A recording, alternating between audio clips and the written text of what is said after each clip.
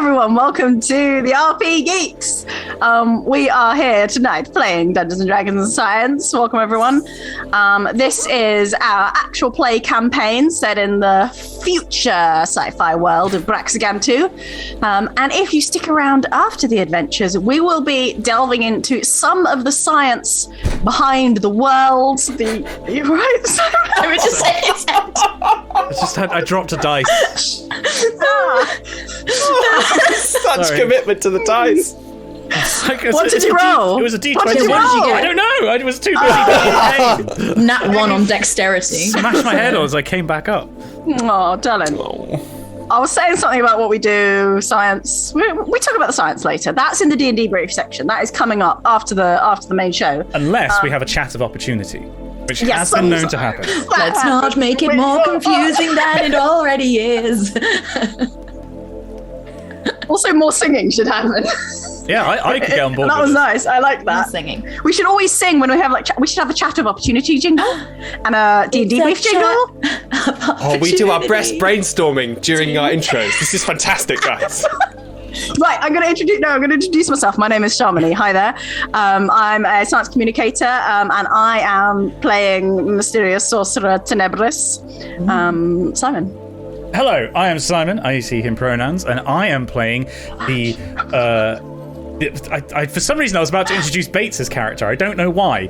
I am not playing Infinity. I am playing Uriel, the cybernetically enhanced human that we are treating as a dwarf monk, specifically. And I do sciencey stuff, like sciencey video things. I don't have a proper job. Whereas, Emily Bates, you do. I mean, I have a job. It's a real thing that I do. Hi, I'm Emily Bates. I use she, her pronouns, and I play Infinite Sky 6000, not Uriel. And Infinity is a terraforming druid droid who is technically a druid wood elf, but ignore that. She's a robot. Hashtag druoid. We're going to make it a druoid. Yeah. Finally, our lovely DM. My name is Ali Jennings. She said lovely DM. Oh, snap. I'm trying to get him on side, Simon. What the fuck are you doing? Nice, guys. Real good. All this silence. I've just been writing stuff. That's all I've been doing. So. Oh no! As long as you haven't been rolling intimidatingly. No, it's No all secret rolling. One of us says something, he rolls a dice and looks down and is like, all right. I guess. Brave choice. I'm the DM. I use he, him pronouns. I too am a science communicator, essentially. Let's do it. Let's roll the thing. We're going to roll the thing and see if you can spot the details that we talked about last time in the DnDebrief to do with Tenebris and her little friends. So Little friends. See you on the other side.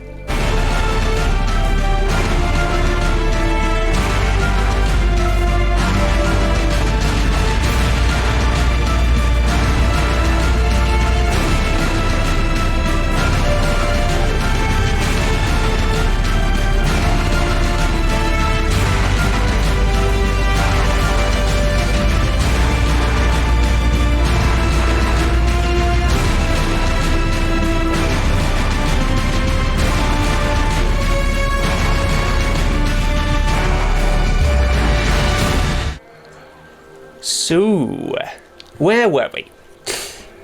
The party had arrived in the mining colony of Vow 25D0 and had been sent immediately to uncover a smuggling operation high in the Mukinji Mountains that tower over the forest around them. After venturing deep underground, they tracked down a smuggler gang led by Raunak Light Pounder, an exiled miner, trying to open up a huge, unearthly wall buried deep under the mountains. They fought, and the party bravely ran away, and eventually ended up walking back through the forests to Vow. On the way, they were saved from wolves by tree people, and have now at last reached the gates of Vow. Their initial task complete, and as they approach, they look in through the walls and they see a slightly strange sight. As you all gaze through these gates, you see the clouds above the village are hanging heavy, There are dewdrops hanging on the grass, and there are puddles splattering the streets. It's been raining, and you can smell the smells of wet vegetation and clear running water. But the people inside are kind of all over the place. There is hubbub. You see miners all clumped together in groups, maybe swaying drunkenly across the grass through the puddle, splashing. You hear voices shouting loudly. I tell you what, if this goes on another day, there's going to be hell. It's going to be hell. You bet. No, you shot. There's nothing you're going to do. These voices carry through the thick, heavy air. You can see in the middle of the main street. So just to remind you, Vow is built around one main road that travels from the gate through the middle of the colony. And there are colony pods, so basically long, thin housing structures scattered around it on either side of the road. In the middle of this one street, you can see that one of the huge mining trucks that carries the ore from the mine to the colony has been slalomed and is in the mud and is sitting crossways across the street, and from inside you can see the whole cab has been steamed up, and you can see 2 or 3 sort of silhouettes sort of rolling around inside there. You don't know what's going on, you're not close enough to hear anything. What you can hear is the sound of fiddling. A ceilidh is being played in the middle of the street, and you see these cybernetically enhanced miners, these people with metal legs, sometimes with metal arms. Some of them have even lost whole halves of their bodies, with these pistons and these different additions to make them better deep underground, are dancing a jig as well as they can around a single individual playing a violin in the middle of the street. And they're hitting these puddles, they're slipping, they're sliding and falling over. There's laughter, uproarious laughter as they dance and jig around. But in some other places, there are little huddles, people not looking so kind, scowls, frowns, dark faces. You hear angry voices. What would you like to do? Are we still on the other side of the fence?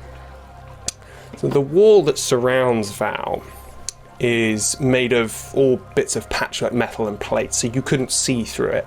You are outside the gate, and one door of that gate has been left open, which in itself is strange, given how tightly they were guarding it before. What time seems to be having... Sorry. I was just saying, like, we woke up and then we got walked, then we got attacked by wolves, and then it was the night. Is it the night? No, it's... We slept. Oh, did we sleep? It's the late morning. Late morning, okay, thank you, sorry. Sorry, yeah. Everyone seems to be having a lovely time. There's a party? Hey, I've never been to a party before. Maybe they're happy that Raunak's dead? Maybe. Something must have happened. Maybe that light thing was good. Maybe they mined the best jewels they could mine. I don't know what miners like. I think we should go. Okay, let's ask someone. Tenebris, you're very good at speaking to people. I think you should. Okay, I will also ask where is Reeve? Reeve. That's the important thing. We've got just look. The only thing about it. Did their name have an A on the end? I don't want to say I didn't write it down. Embarrassing. I think it was Reeve. There was no Just A. Reeve. Okay, or Sandy. We could ask for Sandy because we like Sandy. I like Sandy. It's got to get in, get paid, and then we can leave. Are there anyone like near the gates looking like they should be guarding the gates? There is not, no. Okay. We'll wander in. Is there anyone who looks like they're watching the dancing and enjoying themselves, but not busy dancing, so I don't want to disturb any dancing? The dancing is kind of amoeboid in the way that it's sort of spreading out and sucking itself back in. It's pretty chaotic. Sometimes it ends up going round the enormous truck in the middle. Sometimes it sort of actually leaves the street, goes around one of the cars, comes back, it breaks, it comes back together. So it's difficult to to really get in its way, it just sort of floods over people and then. Are they dancing the hokey cokey? They're dancing something. Roll a history check to see if you know what they're Oh my god, amazing. All right, let's see. Roll for dance history. Dance Oh, hang on. What's that with my modifier? Real History. Yeah. proficient in history of dance. That's a 22. Okay, let me just check shocker. my notes. Uriel, because secret dancer. Notes. I do like a mentat, like my eyes roll back as I access my dance archives. Yeah. Let me just. I am the You lord of the are. dance. I was checking. What's I don't know. He really cares about the dance history. what's he checking? don't Why is this a know. thing? Why is He this never not a checks his random notes. thing? He just He knows makes- things. Yeah, or like makes it up because it doesn't matter. So just The miners are suspicious of you, of knowing their dance. They immediately attack. Uriel, from where you're from, enjoyment is sometimes a luxury. But on the very special occasions where there is a celebration, you dance this dance. You know it as the Circassian Circle.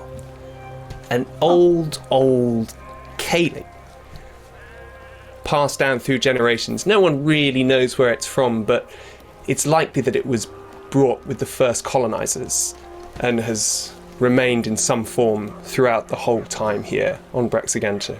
Does it involve putting your right leg in, your right leg out? In, out, in, out. Is there possibly a step involving shaking it all about? chicken And that- all about. That final step is where you see most of the miners having their problems. Their piston-like legs are quite good at putting them in and out. It's actually But the shaking it all about, that you see lots of them going down. You hear, oh, crikey, I'm nose, couldn't do the way I used to. Well, you lost half your arm, didn't you, in that whole crash in 73? Well, I don't need any more from you on that. And that kind of continues.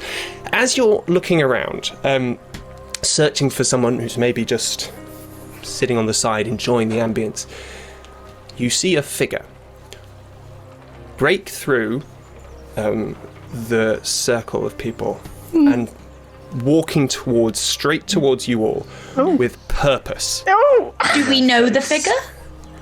You recognise them. trouble. This short, slightly stockier figure dressed in a dowdy kind of grey all-in-one suit with thick boots. Is it Ballsack As- Boy? Sandy. Well done, Sandy. Sandy Clunchfist, who you first met. What was her surname? Sorry, I don't think we heard her surname before. Could you say that again? Clunch fist. Clunchfist. Clunch fist. Okay, I heard it right. Clench. I thought there was a G. I thought there was a G in there. L-U-N-C. Oh, there's a No, U, there's okay. no G there. Bonk. Clench fist. And you will refer to her by her entire name, as she prefers to be called. Is she Dr. Clunch fist? That's an You can ask OBGYN, her. isn't it? You can ask her. She comes towards you quickly and with purpose. On her face, you can see that she wears not a frown, but an expression of concern. Sorry. Simon's being a prick. I'm not being afraid. Right. Oh, Sandy, we were looking for you. Sandy, we are back. Look, it's us. She raises a finger to her lips, takes Smelling you. it. Sorry. Oh, Simon. Simon, stop it now. I'm not doing anything. Sorry. You did though, didn't you? All Take get a in the minute. zone for our. I'm not the one who named the character. You're the one who took it too far. Though, People aren't have you? names that are valid names, even if they're funny to you. It's not Sandy's fault. It's inherited. So, good point. Exactly. Think of Sandy. Or Sanday, as she prefers to be called. Oh my god, what? Okay, Sunday. We're not okay, going anyway, there. We're not right. There's Keep going. an accent in there. Oh, I was watching the dancing. She puts her finger to her lips and ushers you all quickly to the side, off the road, and between the blocks of buildings. Hi, Sandy. Are you okay? Oh, sorry. She looks over her shoulder at the road behind her, checks, and then forces her way through the door of one of these pods. Do you think maybe we could dance later? Finger to the lips. She's looking severe now. She closes the door behind her, looks around, then crosses her arms and sighs. She looks each one of you up and down, taking in your bedraggled appearance. So, been adventuring, have you? Yeah. Yes, we stopped the smugglers. They are definitely not going to be smuggling anymore. They promised as much. Yes. We did the job so well. We would like to talk to Reeve, though. Yes, and we would like to tell her how we did the job, and we did it fantastically, and now there is no more smuggling, and if she wanted to hire us again, we would be available, or, writing a letter of recommendation for future jobs. We were going to tell her the other thing, though, weren't we? The wall of light that exploded and nearly killed us? Yes. Oh, yeah, You that's see her probably important. eyes widen for a second, and then she puts up her hand. There are some things you should probably be aware of before we go any further. God, what have we done? Okay. You may have noticed a change around here. Party time. People seem very happy. That's one way of putting it. 2 days ago, the mine caved in.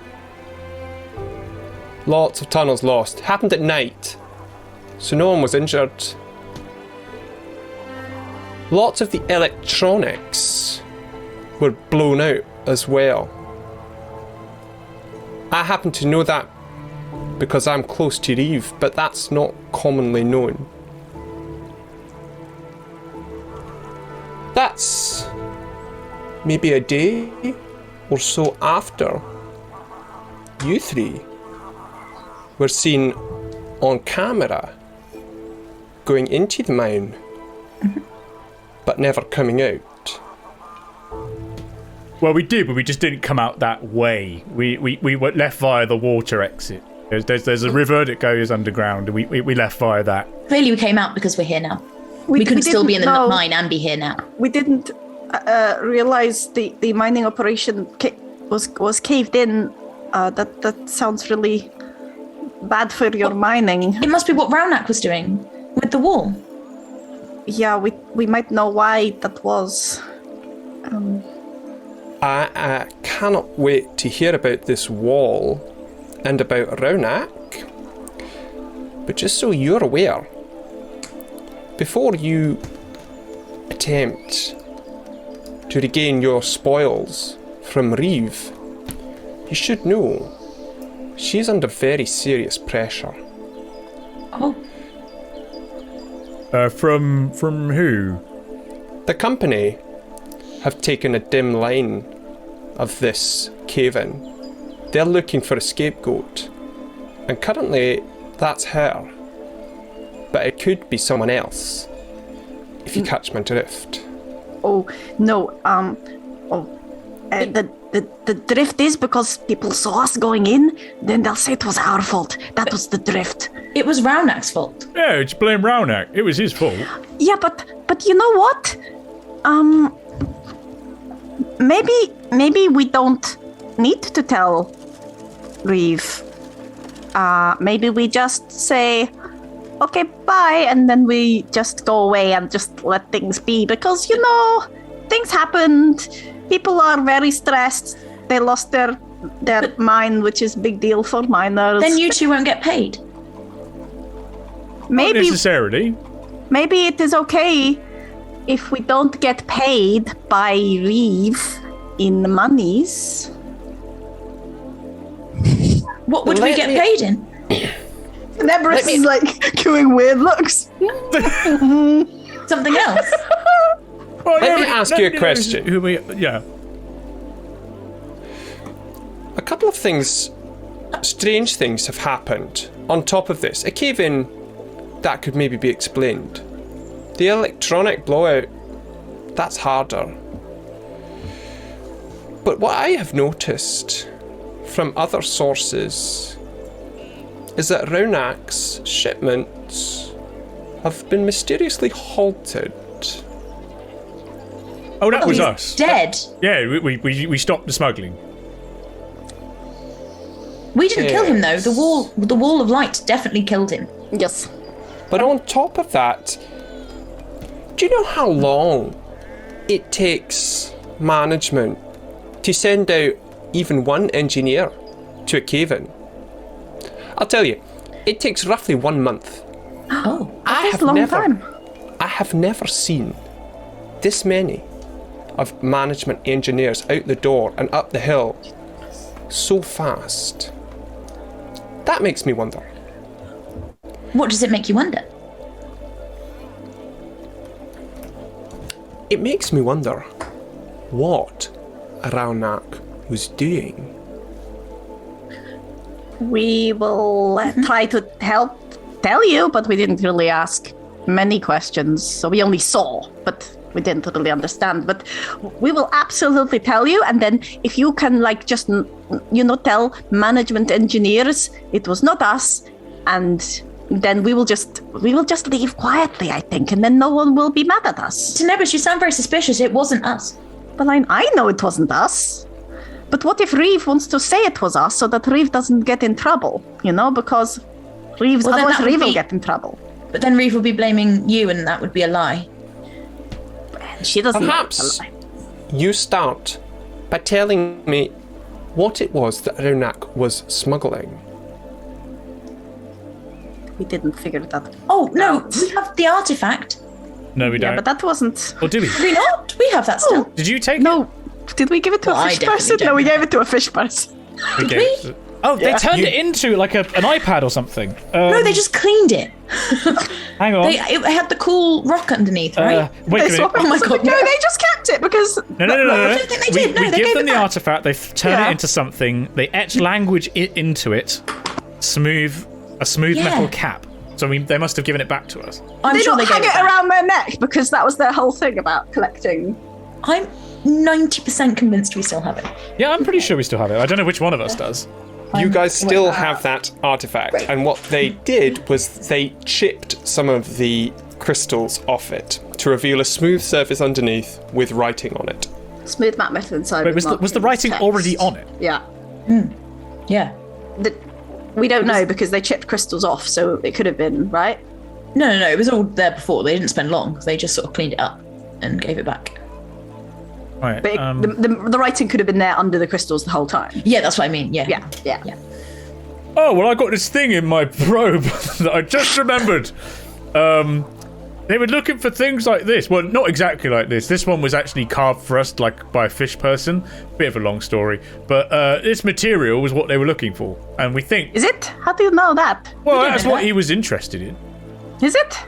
Oh, yeah. You saw the way that he was with that wall. He was... There were a lot of crystals. DM, did I notice? So bad. I noticed something about the wall being the same as the Crystals are the artifact, same. right?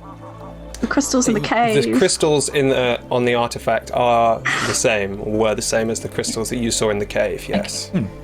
There was a whole wall made of this. So have you taken this out? Yeah. Sandy points to the table in this sort of this pod living space. You Are there place it- geese around your house? Are these in the music? It's not geese. No, it is actually geese. sounds It's like skeins of geese flying overhead. That's what it is. They're just very, very loud, and Oh. the sound carries extremely well in this I'm writing atmosphere. goose to my list of I animals. love this. Unfortunately, you're in a pod. You can't see them, but you can hear them. If you wish to interpret, if you wish to not speak goose, I'll not write interpret. if you wish Speak to- goose. Just- I'll write. Excuse me 1 second. Goose spook. Goose speak. As you are looking out of the window to try and see these geese, you see Sande is looking carefully at the artifact.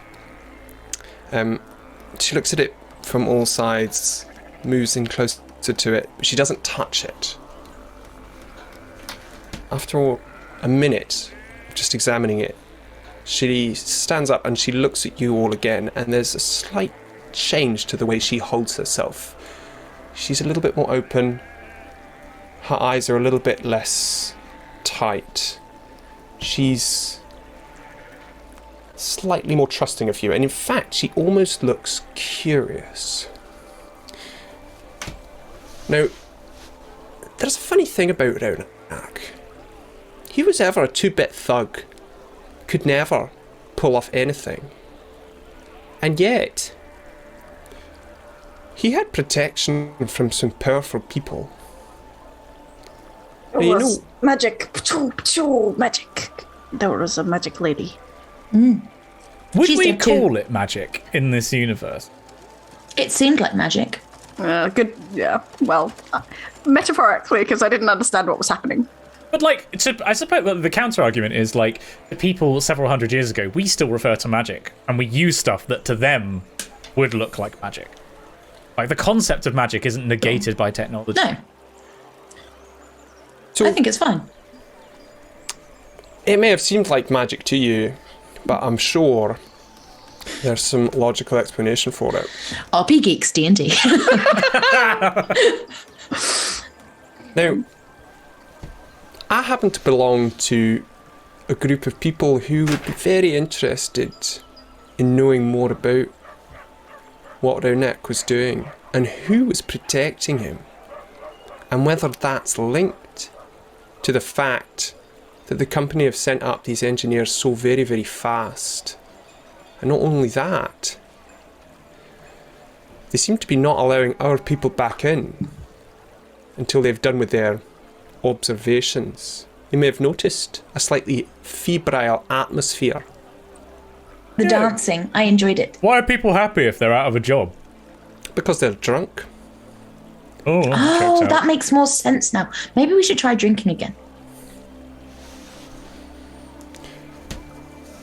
Now listen to me. I'm a member of an organisation that I hope you've never heard of. And she looks directly at you, Infinity. Oh, And as you look into her eyes, you see behind the blackness of the pupil, for a second, an iridescent shimmer. A shape on the back of her retina forms the shape of an R, almost italicized. You see it for a second, and then it's do I gone. recognize it? Roll a history check. Oh, come on. Come on. Okay, new dice. Let's God, see she's in what you Team got. Rocket. That's a 13. You do not know. The other two, Tenebris and Uriel, she looks to both of you again, and you both see the same thing, this flicker of a shape behind her eye. Everybody try. You guys can also roll history checks, yes. Not my strong suit. 10. 8. I know dance and nothing else. Ah! Billy Elliot. You can call us the Red Runners. Yes, I can. That's a great name. Now we've heard of you. Is it okay for us to have heard of you? Because you said you hope we haven't heard of you. I simply think that we should keep ourselves secret from those who have no need of knowing of us. Cool. That's my opinion. I like that. That's cool to have a secret gang. Like super secret friends. It's fun. Hey, have Now you listen. Are your eyes enhanced? Listen to me, and you feel a cold sense of authority radiate out from her at that moment, and then it's gone again, and she withdraws into herself that same slightly grey, difficult to read figure again. Sorry, but We're in love. We would like to know what Raunak has been doing, who Raunak has been working with, and what it is that they are looking for. We're looking for, he's dead now. If you think that this stops with the death of a 2-bit thug, I think you're very wrong, my friend. I thought you were talking about Raunak, but I understand now you were talking about a group as a whole. This, and she points at the artifact, this could be something very special, or very dangerous, But or it very is, lucrative. it does work as a weapon. If you like bonk someone with it, then And one I time wouldn't. it went pachoo, and then actually pooh, hit the ceiling. It was really. She nearly died. I nearly died. I did. Xander takes another look at it, takes half a step back. That's good to know. I could have done with being told that earlier, but Sorry, thank sorry. you. yeah, but you gotta throw it. Like if you just pick it up and just like toss it from hand to hand. Like if you just do this, it's absolutely fine. But like just don't Uriel, throw it. Don't drop it, Uriel. Oh, Stop it. sorry. Roll a dexterity save. Who's gonna do that? Why would you tempt this? We're all gonna die now. You Yes! say Come on, that. monkey. Watch this. When you're a monk.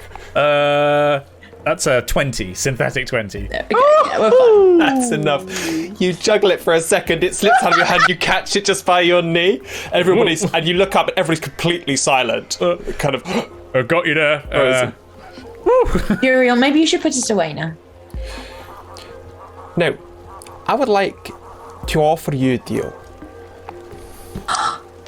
Deal. I would like you to find out who is behind this and what it means, and find out about this strange smuggling they've been doing. Is this in parallel with the previous deal or sequential with it? Is this new job? Reeve and I, we may work in parallel at times, but believe me, she does not represent the people that I do. This is a separate engagement. And it's secret, right? Secret job. It's very secret, my dear. We'll just say we're looking for fossils. We're practiced at this. No one will Archaeologists. suspect. I have heard talk of people talking about fossils in the camp recently. Was that y'all, or That was us. it's This a is- noble pursuit? It is really nice that you think we did a good job and you want to hire us again. And I think this is really good news for our careers. Without meaning offence, I would have never hired a group of no-hopers such as yourself. Rude. But you've proved me wrong. And that's why I offer this to you now. So, in return for this information, this work you will do for me and us, I offer you the favour of the Red Runners. We get paid in a favor? Like, I owe you one. That sounds What nice. is it? What is it that you want? Would you be able to get us off planet? Oh, Really? You don't know much about the Red Runners, do you, my dear? Remembering what you just said, no, I do not. Getting things off planet is rather our speciality. Oh, that's great! Because Uriel has a very important home to go back to. Yeah, do you have any routes that go via, like, Nikolai's system, like Martin's Bane? She's not listening. She's looking at the artifact. good roleplay for you. Oh, great. It's And like you're role-playing as my mother. Cool. You see her brow furrow, and then she looks to all of you. Very well. We have two options here, as I see it. First, my preferred. You take this artifact immediately to the Red Runners in Gunka. Find someone named Kaya Leon. They're going to help. Wait, you want us to go back to Gunka? That's where they are. That's where the Red Runners is based. I would like to go there. Right. Now, there's only one way, as far as I can tell. unless you want to check back on your wee feet, you're going to need to take the shuttle. Now, the shuttle is here today, but it's going to leave, and with all the engineers and the company people on it, to get to Gunka in time. And with this, you'll need to sneak onto that shuttle. Oh, could we not pay? Here we come to the real problem facing you all, regardless of whether you want to take me up on my generous offer. If you go out there and you're identified, Reeve will have some fairly searching questions for you. Now, I'm not going to judge as to whether the truth will allay her suspicions or not, or whether you'll need to maybe concoct some sort of story to get out of that. But my guess would be that this does not end with simply her. If you're there, and they know you're there, and they link you to those 3 figures they saw in the mine, you may find yourself taken to Gunka against your will. But far be it from me to prejudge Reeve's actions. It's for her and for you to decide that. Your previous deal, I believe, she has a slight smirk, still stands. Just for my notes, what was the name of the character we're looking for in Gunka? Kyle Leon. Kaya Leon. Oh, Kyle. Kaya. I wrote Kyle. Do I trust Sandy? Do I think she's telling the truth? Roll an insight check. Yeah. 23. Oof. Infinity is an insight machine now. Terraforming druid / insight robot. I shall. Am I getting another 10? Yes, secret messages. Another That's secret messages. exciting. Secrets. Secrets. Talk much yourselves there. Secrets. Great podcast content. Yeah, this is good. We'll stretch for time. Our producer is looking at us through the window right now, making the stretch for time, like taffy kind of motion. Yes. So you think we should go to Gunka? And then you will owe us a favor. And that We'll is the payment for a job. Kaya Leon. If what you're looking for is actual payment, I'm sure that can be arranged as well. And There are letters some of... things more important, no? Like what? You tell me. What is it that you want? Letter of recommendation for CV to say, please hire these lovely people. They are competent workers. Transit off planet, I think, is exactly what we all. Or transit off, or that, I guess. Both, just a little letter, or like. This would be very What else quick. is in Gunka? Gunka? Gunka is the centre of this planet. Where have you been? Oh, I think I was turned off for a while. It must have been a good long while. Yes, I think so. Well, we found her in a scrap heap, really. It was Like on, with lots on of the like shuttle. rubbish and like metal rubbish, so. Outside, as you're speaking, you hear a and you hear the sound of the violin coming a little bit closer, and then the sound of feet banging on the mud. And you see Sandy take a quick glance at the window. I fear we cannot dally here for too long. Wanted to dance. She takes a little pack off her back and she lays it out on the floor. She opens it up. Here, she takes out 3 packs. Now these are something that no one in my profession goes far without. You can use them to disguise yourself. Ooh. Now, this isn't the high level technological marvel that maybe some other people could use, but we're talking a bit of holographic face and mask putty combination. Then you see a little tiny circlet, a neck circlet with a set of lights and projectors built into the bottom, and when you put it on, it beams up a different holographic face over yours to be used in conjunction with this. She holds out a little tub of putty for slightly remodeling your features to fit. Now, This is so cool. Will that work on me? that's... Yeah. This might not stand up to a huge amount of interrogation, but it could get you into some places. Then she pulls out some more things. There's a couple of long cloaks in there. There's some fake arms, and then she says, and of course, sometimes the old ways are the best. And she pulls out a big fake nose and one of those a bionic Groucho a Marx. bionic eye, a bionic gosh. eye that sticks on over it, and beneath it you can see a so huge, cool. bushy stick-on mustache. This is Please, amazing. can I try that on?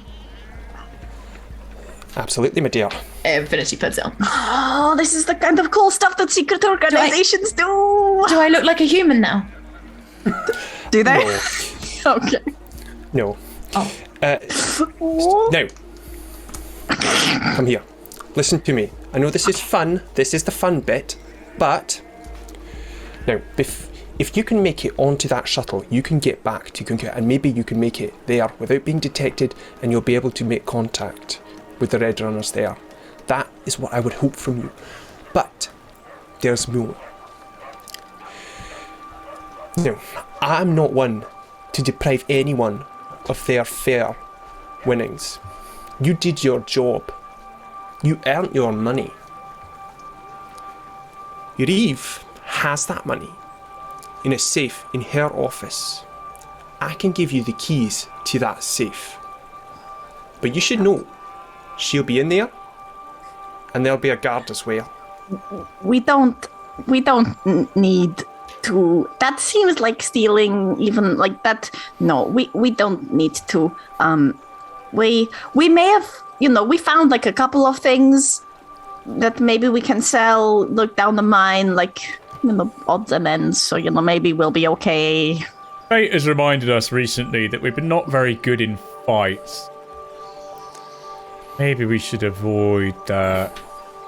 Well, then Yeah, maybe we consider it from another perspective. There is another thing kept in all safes of all managers of colonies for the Chuaguo systems. A log of communications between them and management. Now, that information could be the key to unlocking who is behind this.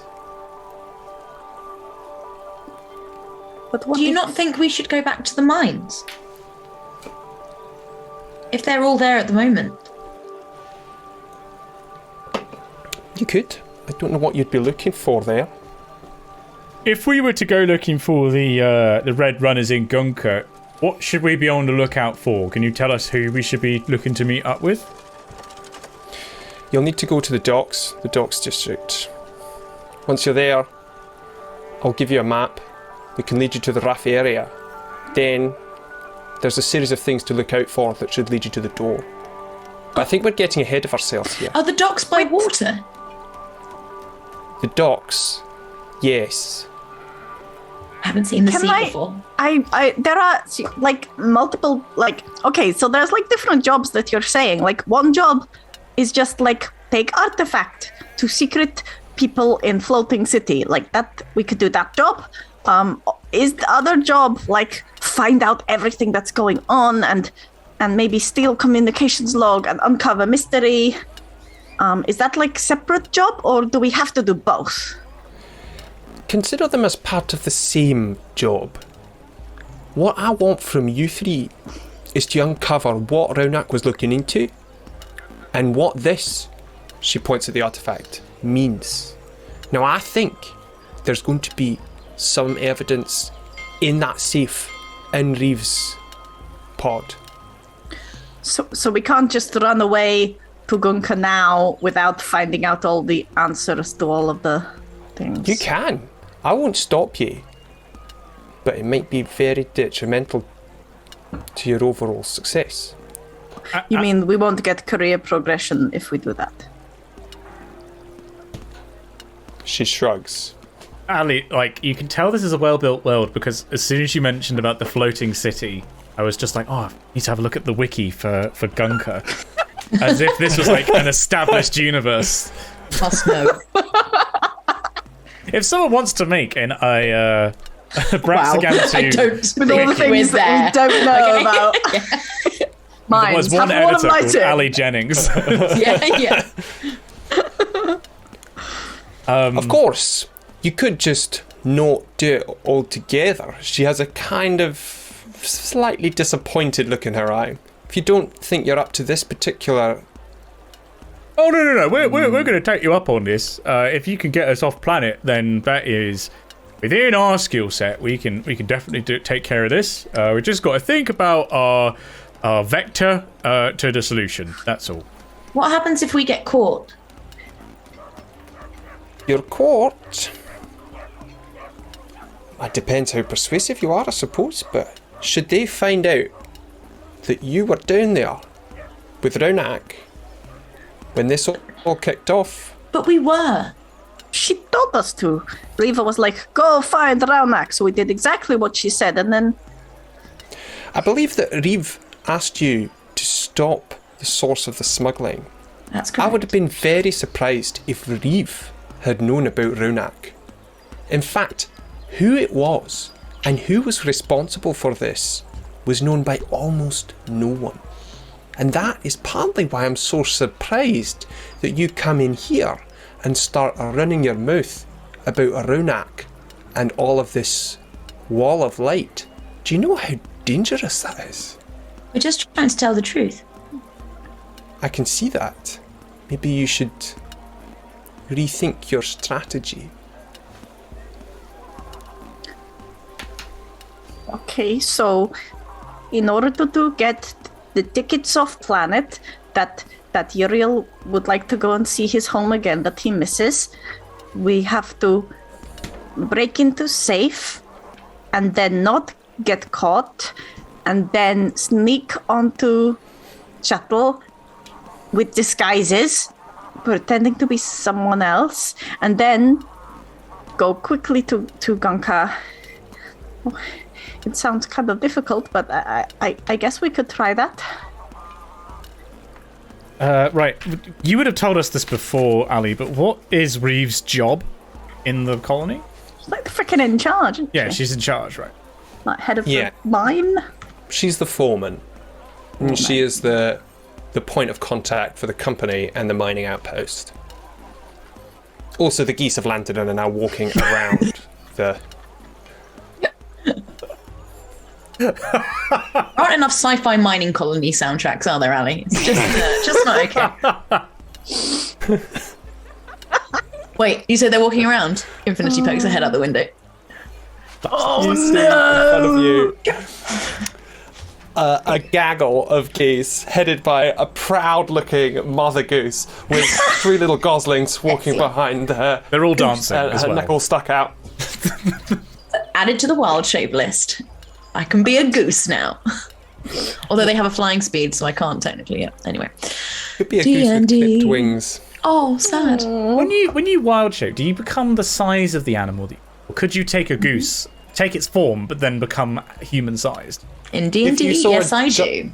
If you saw a giant goose, then yes. But if you saw a goose, then it would just be the size of... I'd be a goose, yeah. Okay, you can't just like scale up. We'll come to that when I eventually turn into a goose. Geese are still pretty big. But like, I was just wondering, would you end up with like a power law thing where you'd be like, aha, I'm going to end up as a gigantic goose, and you'd form to it, and then your legs just like snap because As you're too heavy. Uriel and Infinity are discussing this whole goose issue, I've actually never tried being a goose before.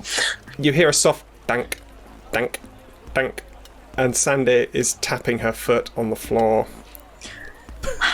Oh, you're still here. We are like naughty school children, and she's the teacher. So Sambe, we are a team of work team colleagues and also friends. We are friends now. We are friends. Yeah, it's great. We will just discuss your offer of employment. Oh, wait. Oh, there was a thing. Before we consider this any further, there are a few questions that we should ask. Excuse me, will this job involve horrible pain?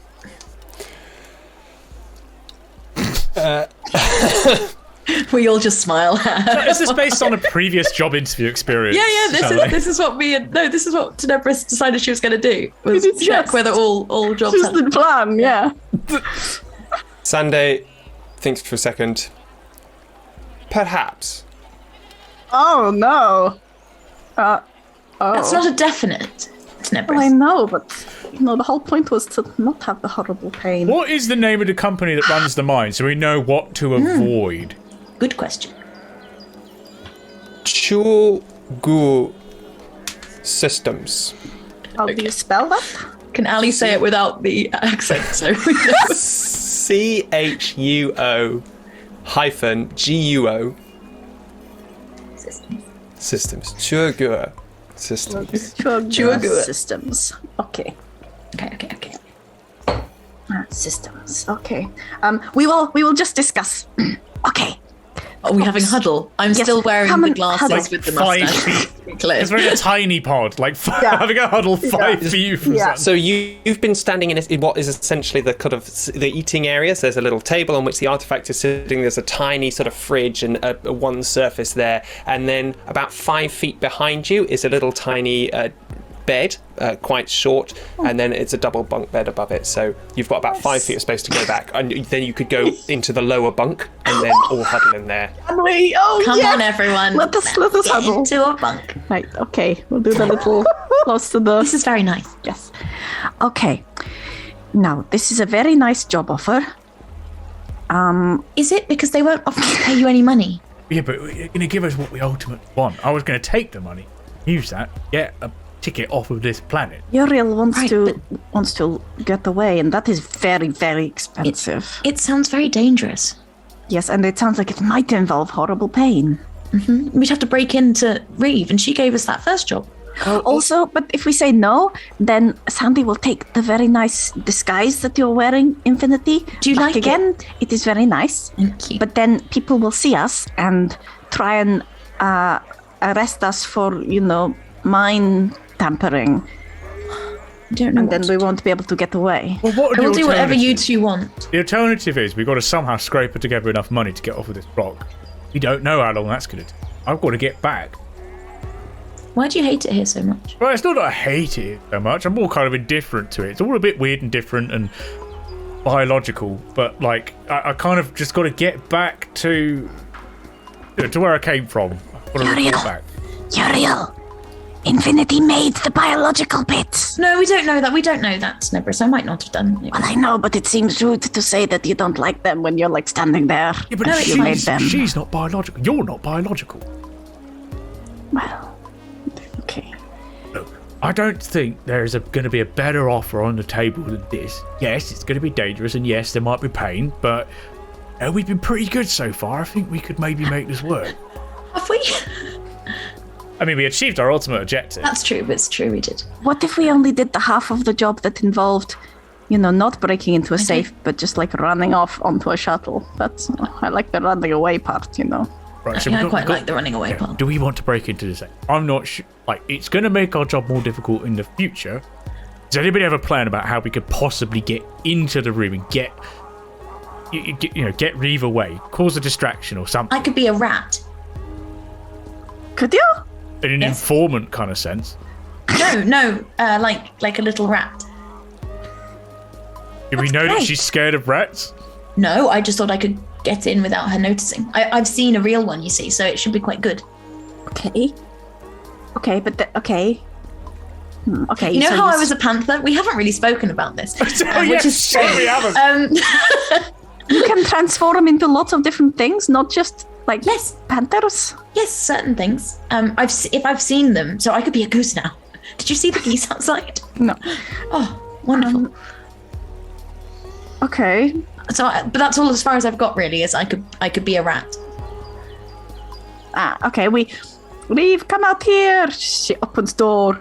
You sneak in as rat. You keep her distracted. She closes door. Then I could not be a rat anymore. Yeah. Then I could get the stuff out of the safe. I don't know how I'd be a rat again. Do that. Then I'd be a rat again. One sec. Sandy, did you say there were lots of people in the Reeves office these days, all hanging out? How common are rats? Management. Also, how common are rats? She's definitely heard everything we've said. That's very common. The larger ones, even more so, sadly. Big rat. Reeve is cloistered alone at the moment. She's under huge pressure. Okay, You see, okay, good. when that mine came down, people around here rather lost their focus. At any moment, there could be some sort of hullabaloo. And Reeve would look terrible in front of management if she were not to control that. She is on a very, very tight string. Okay. But there is a guard that stands in front of her door. Do you know if he's scared of rats? Just has to not notice that I'm not sure if the rat focus is going to pay off. Oh, okay. Joe Jack eats rats. What? Don't think wouldn't it's going like to pay that. off. No. Wow. Jojo. I guess it's better than eating cockroaches. Why would you eat a cockroach? If you are hungry, you wouldn't. Never mind Infinity. Don't worry about it. Okay, look, this is going to sound a little weird, but you know there's the bar here. There's like a tavern that we originally saw, right? Everybody here cares about the tavern, but everyone's drunk, so no one's going to be really paying too much attention to exactly what's going on in the tavern. Now, hear me out. What if we set fire to the tavern? Oh, how did I know that was going to be? Because there's going to be a lot of alcohol vapors, and they're very dangerous if in like closed environments.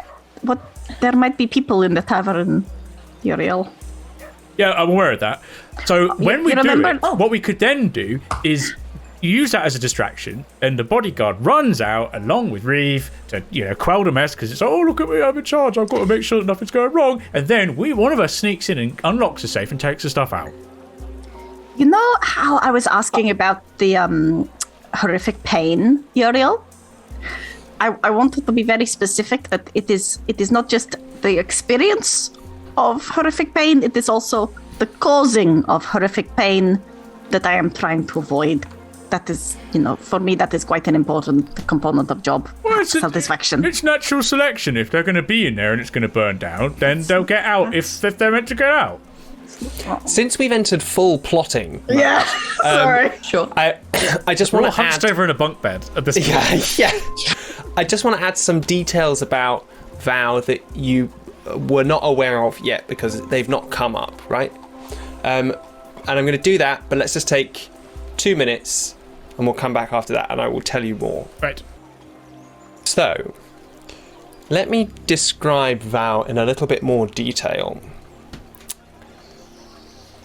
As you enter from the main gates, you look down a large, wide street. It's about 20 meters wide. Currently, it has one of these mining trucks slewed over at an angle in the middle of it, and it's full of mud and puddles. At the end of this street is the shuttle, which is a huge teardrop-shaped object, sort of squat-looking thing. On your right, as you enter through the main gates, first you reach the Medicanic, which is Chortle. Then, a little further on, you have Reeve's office. And then a little further past that, you have Mova's, which is the bar. And then a little past that, the street ends. Behind Reeve's office, you can see, if you poke your head out the door, you can see quite tall cylindrical silos. Go on. They have one thin set of steps that lead from the bottom, the door at the bottom, around them all the way up to the top, a bit like gas canisters, but slimmer. And next to that is a loading bay where trucks can pull in to move ore into the silos. These silos reach maybe 20 meters high. So they are tall.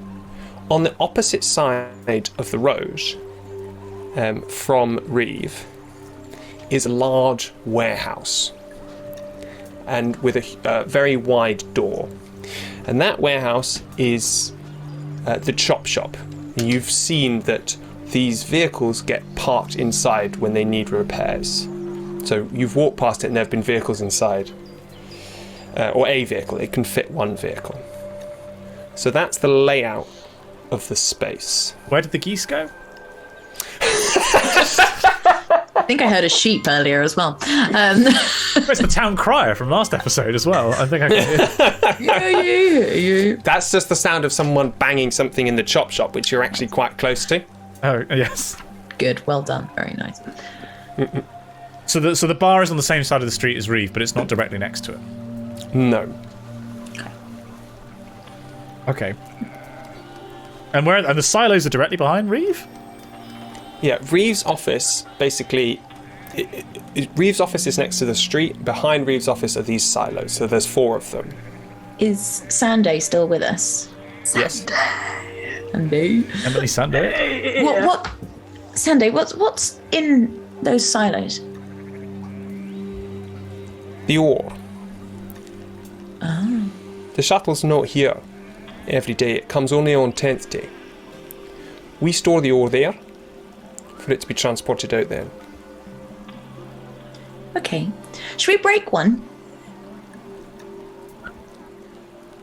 That is very naughty, Infinity. Well, if we broke one, then all the ore would come out and everyone would care a lot because That would that's be the whole really point. bad. Yeah, no, that would be that. Is that really bad? That seems naughty. But we wouldn't hurt the ore. It would get a lot of attention. I like that idea better than Uriel's. Well, any of Uriel's plan, or any plan that Uriel may or may not ever come up The with. burning down the bar. What's Yeah, wrong that with one. burning down the bar? Horrific pain, Uriel. Horrific pain. Not for us. That's not the point. That's my criteria. My job criteria. No horrific pain for anyone. She did say that. I said that. You were not That's specific. the one thing. I didn't know you would assume you meant I was suffering horrific pain. That's not how my jobs usually go. Most people want to avoid horrific pain for them. Sometimes you've got to That's cause it fair. on other people. We have done that to other people a little bit. Yeah, normally via the groin. You via the groin. Yeah, it works. I'm not doubting its efficacy. So basically, we think we could do now that we've thought about it, maybe we could do the office thing. Yes, we could try. And then if it doesn't work, we'll just run away really quickly to the shuttle. Sunday, do we have to buy tickets with our fake identities to get on the shuttle? Or do we have to just hide on the shuttle? Because when we came here, I got a ticket, but... I fear here is another obstacle. That shuttle is the same shuttle that you came in, not 3 or 4 days ago. But this is not its usual time to arrive. It has been commandeered especially for this purpose. Oh, wow. No one but the people who have been brought, the engineers, the company engineers and company agents are allowed on and off there. I see. However, it has come to my attention that 2 of the company agents have stayed behind, ostensibly to check the mechanics in the engineering shop, although what their real purpose is, I do not know. Oh, that's interesting. They will be carrying the identification required to enter that shuttle. However, should you find that a difficult path, you can of course simply enter the shuttle undetected. Should you do that, I can tell you that aboard all of these shuttles, to my knowledge at least, the Red Runners have installed a flashing light display. Apologies, podcast and YouTube people. Simon's getting a raid. I turned off the subs thing. I forgot to turn off the raid. I was very confused for a second there. We're playing D&D. Hello, Eric. This is Eric from Physics Office Hours. Oh, God, you just... Sorry, that's going to be great for the podcast. We'll just cut it out. It's all good. Hi, Eric. It's brilliant. We'd like a raid. This is. Be happy about it, Simon. Eric's Thank you Raiders. for coming. This is our D&D show where we talk about the science of what we run into. We're going to have about another half hour, 40 minutes or so of D&D, and then we're going to talk about the science of the Science. RPG things we ran into. Deep planning and plotting mode. Yeah. We're plotting. They're plotting all sorts of stuff. What's wrong with burning down a bar? I'm just saying. Okay, let's get back into it so we can do a Allow nice me to- cut. Whoop, and here we are. So, should you make your way aboard the ship undetected? That town crier, it won't go away. In this sci-fi world, it's nice to see. Oh no, sorry, they're hammering a machine, right? No, that's a Hammering- three-masted hammering the ship. trucks. We're getting back on the three-masted sailing ship. And here we go. So, should you make it undetected aboard the vessel, those ships, I have reason to believe, all are equipped with a Red Runner bolt space. The Red Runners are aboard every one. You're so secret and cool. Now, if you can identify where it is, if you find the mark, you should be able to squirrel yourselves away without ever having to come into contact with anyone. How do we find the mark? Look for a red R. Well, yes, okay. We could have worked that out. I thought maybe there was a secret. It might be harder to find than you expect. Well, I expect it will be. I've worked on ships. Sorry, that was all my Emily. life. I'm sure that we can find it. I'm quite perceptive, actually. Look, a goose. She looks. And a sheep. Haven't seen one of them before, but I can hear it, so it's there. I'm writing it on my Three-masted list. sailing ship maybe coming up the promenade. Ali's quickly deleting all of his background tracks that he's got coming up. How many farmyard animals are in them? I can hear like a Dead monkey to me in the forever. background. Please go to Gunko where there are no animals ever. Well, so if you two feel confident that you could get into the office, I think I could create enough of a distraction. I thought it was going to be the other way around. I thought Rat was going to go into Well, office. I'm just thinking I could cause a big distraction by the silos, and then I could perhaps turn into a rat and hide very easily. That would be the way round I would do it. Maybe 10, if you go in and do the whole safety thing, I can stand by the bar in case we need another I distraction. don't think you need to do that, Uriel. I think you should go with Tenebris. Well, you have to have redundancies. You're such a fucker. Okay. If you think it would be good to help you get off the planet, Uriel. I will stand by them. I'll look really nonchalant, and if it looks like the silo isn't working, I'll just, set fire to the bar. No, I don't. Tenebris doesn't want you to do that. I will come up with a distraction that may involve the bar. But I do think you should stay with Tenebris in case something goes wrong. I could see Tenebris from across the street. It's not a Yeah, big you place. should watch. You have to be able to see, but not be noticeable. I'll be on point. Okay. Everyone, hang on. Oh, no. Talk amongst yourselves while I try and idea. find a spell. Carry on. Wait, what? So, You have spells other than Shillelagh? Sunday, if you think that if you can help us make sure Red Runners get Uriel ticket to outer space planet, shipyard place, But all of And us, we will- not just me. We want to stay together. yeah, we do because we're friends and he's going to get us all jobs.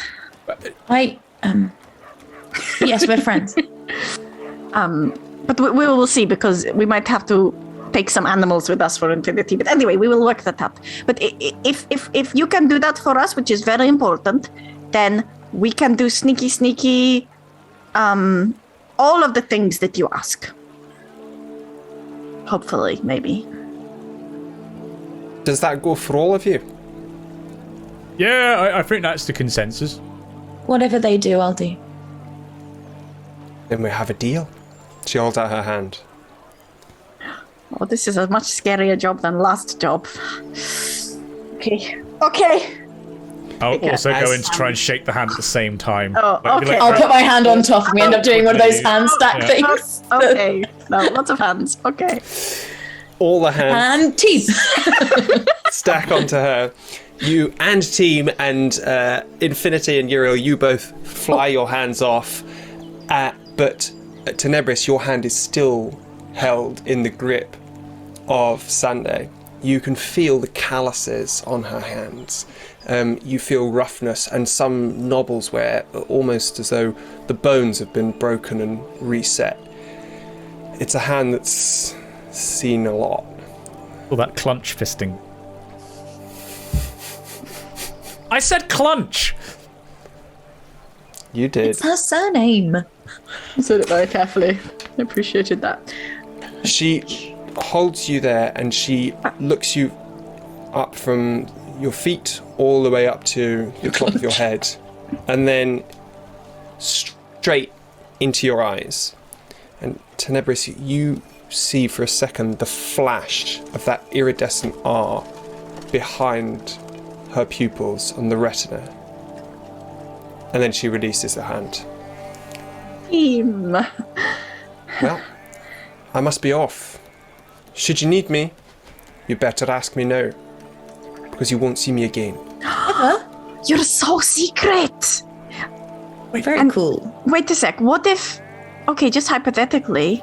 Obviously, if they were to, catch us, we're not going to tell them about your secret club, are we, everyone? No. But what if we were to do that because they were like, we are going to cause you horrific pain, and we were like, okay, we're just going to tell you everything. Just hypothetically. I don't believe you'll ever end up in that situation. Oh, great. Oh, good. That's very nice of you. That is so nice to know, because I was really worried because, some people get really, insistent about questions, and I don't like it. But before we go, hang on. Are there Cynthians in the Red Runners? What Your the- eyes, are they augmented? My eyes are a mark of who I represent. Let's just speak no more about it, but if you find Kaya at last, maybe she can give you the answers you're looking for. Right. This is out of universe. Is Kaya, like, you said we're looking for Kaya Leon, is that meaning somebody who's an informant, or is that somebody that we're going to try and beat the shit out of? No, we're looking for them. They're a good person. They're a an good person. informant. Yeah, They're yeah. our contact. They're on the Right. Red Runners. Yeah. Okay. We are not just What? beating them up. I thought that might be the new Raunak. Like, No, they're the contacts we have to find. Jeez. hey, I was told about you. Bam! I remember you. I'm glad we've got this sorted out now, and not when we find them and punch them in the Yeah, face. we were like, Uriel. Well, I thought that was what we came here to do. Back it. Find your way to the docks when you reach Gunka. There you'll be met, and hopefully you'll find what you're looking for. Now, before I go, let me check. You have what you need. Your 3 disguise kits. They should do something for you, at least from a distance. And you'll be needing this. She reaches her hands into the collar of her outfit, and she pulls out a thin metal chain. She lifts it up over her head and pulls out a pendant from around her neck. It's a gunmetal grey metal cylinder with a crack all around the edge attached to this chain. One of you will be needing this to prove you are who you say you are. Who will take it? Well, I've already got a chain, so I feel like maybe 10, you should take this. Yes. I don't really wear clothes. If you're sure, Uriel, because you're the one who might need a ticket. Well, no, like I think I'd like it's going to get tangled up in the keys. I think it'd be better. Okay. He's already got quite a look going on already. It's a whole outfit. Okay, She hands it over I will to you, Tenebris. keep it and not show it to anyone because it is secret club membership, right? Show it to no one. And I'll be wanting it back. Oh, Wait, you said So we we'll were never gonna again. See you again. Sandy, will we we see you You're again? not Because going to see me again before you get to Gunka. I'm not going to just disappear. you should know that you are actually one of our favorite people, and I know You that saved us. You sounded like you were to- just going to yeah. evaporate. Like, okay. we're really People happy can't to see you evaporate, again. Simon? Uriel, sorry. She looks- I've nearly caused Uriel Simon so many times this stream. Infinity shuts down. Sorry, goose circled, Simon. When you say you're one of our favourite people, just for a second, you see a touch of red in her cheeks. And then, but that's it. Loves Nothing us else. too. One quick question, but just before we go, who do you think would be a good idea to impersonate to get on the ship? The two people. The two people who the are- engine in the warehouse. There's Where are they? 3 of us. Oh, I'll be a rat. Oh, the rat plan. Right. At some point, I'd like to be a rat. When does the shuttle leave? They can't work much into the night, so my guess is that they'll be done not long after nightfall. Of course, so there are we- guards to the shuttle. There's at least 2 guards guarding the entrance any given time. And there are more guards scattered throughout this colony right now, so you don't necessarily have to go in as one of the engineers. I merely leave that up to you. Thank you. Now, there is one last thing. Oh. I think you might want this. It could be useful to you in your quest, as it were. And she hands to Nebris. At this point, she's sort of taken you as the de facto leader of this crew. She hands you over a tiny little chip. I believe she looks at Infinity, will be able to open this. Should I do it now? What is it? You can. It's a map Oh, of the excellent. places that you may need to know about. Thank you so much, Thank you. Sunday. I've put that in the chat, you our have- chat. Oh, that's cool. And It is this a map of the area, everyone. of It's a the map of- surrounding area. Val and Gunka and a big crater thing with water and then some Kinchy mountains. Is the mirror the name of the lake? It looks like it. It's an island in the middle of the lake. Anyway, Oh, it's not a lake. no one can see this, Anyway. so let's not talk about it too much. You look up and Sunday's gone. Ah, she's so secret. She evaporated. I said she was going to evaporate. I don't think she evaporated, Uriel. Maybe she's think- sublimating. I think I like Sunday even more after this now because she's Yes. like got a secret club with all her friends in. Like we should have one of those with secret symbol. Yes, we should have a name Yes, for the three of us. yes. Maybe that's not a high priority. We're going to be on a shuttle for many I think we hours. should have a name soon. It makes sense, you know? Eventually, we're going to need to name the branch. Yeah, sure. We'll fine. come back to that maybe in, say, tomorrow / a week. Before we go, everyone, I don't want anyone to get hurt. So, well, these should help. And I'm going to, you watch as she holds her palm out, and these sort of 10 seeds appear in her palm, and they slowly develop into these little purple berries. Oh, And- what? And I'll hold them out, and I'll give everyone 3. I'll keep 4. And if you eat one of these, it will help. It will give you a bit of energy back. But they're quite filling, actually. Well, it's in my data banks that if a human eats one, you won't have to eat anything for 24 hours. So, and also, I won't have to eat those in nuts. D&D terms, this is a good berry, and if you eat it, you get 1 hit point back. So you can bring someone up from. We get 3 each. You get 3 each. This is great, and it lasts until the end of the day. So it Got lasts 24 8 hours before it Ooh, goes. nice. Wait, as in it wears off, or the berries? They'll go berries. bad at the end in 24 hours. So Right. they get too ripe. Right. They evaporate. They sublimate. So technically. I'm imagining, Infinity, that you've been growing these inside you, like in a little tiny Oh. sort of like. No. I don't want to think Ew, about gross. Oh, No, I okay. like, because you know how we have the little druidcraft thing where they grow really quickly because she can like spray the correct hormones and things. I think she's got the little seeds And so 10 seeds go into her palm, and then like you see like little fumes and things just sort of go over the top of them, and they just sort of very suddenly and rapidly like grow, like a time lapse of a plant going, but just a little berry. So they go from green to purple. Nice. Are we still sat on the bunk at this point? Yes, we're all sat on the bottom bunk, like, have a berry. Okay, so we have plan part 1, which is that I will go Infinity over. makes distraction. Then I keep watch. You keep watch. go into I the office. Go into office. You really want to be very clear. You need to stay with Tenebris and make sure no one hurts her. I will make sure that nothing bad happens to Tenebris. Okay. Cereal? Although if Reeve leaves office, we didn't really account for guards standing outside Reeve's door. He probably won't leave office. Can you use your friends to like talk to him and make him not? Can your friends ask him to be nice to us? Yes.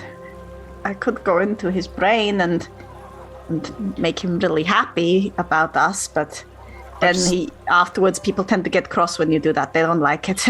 I just say to somebody tuning in, like who wasn't here last week. Can your friends do this for us? No, I think they might make him mad. It's the most ominous thing.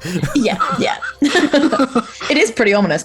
Anyway, but I'm sure you two can find a way. Okay, and then that's part 1 of plan is get safe with monies and secret communications. Logbook. And then part 2 of plan is go to workshop and steal some IDs.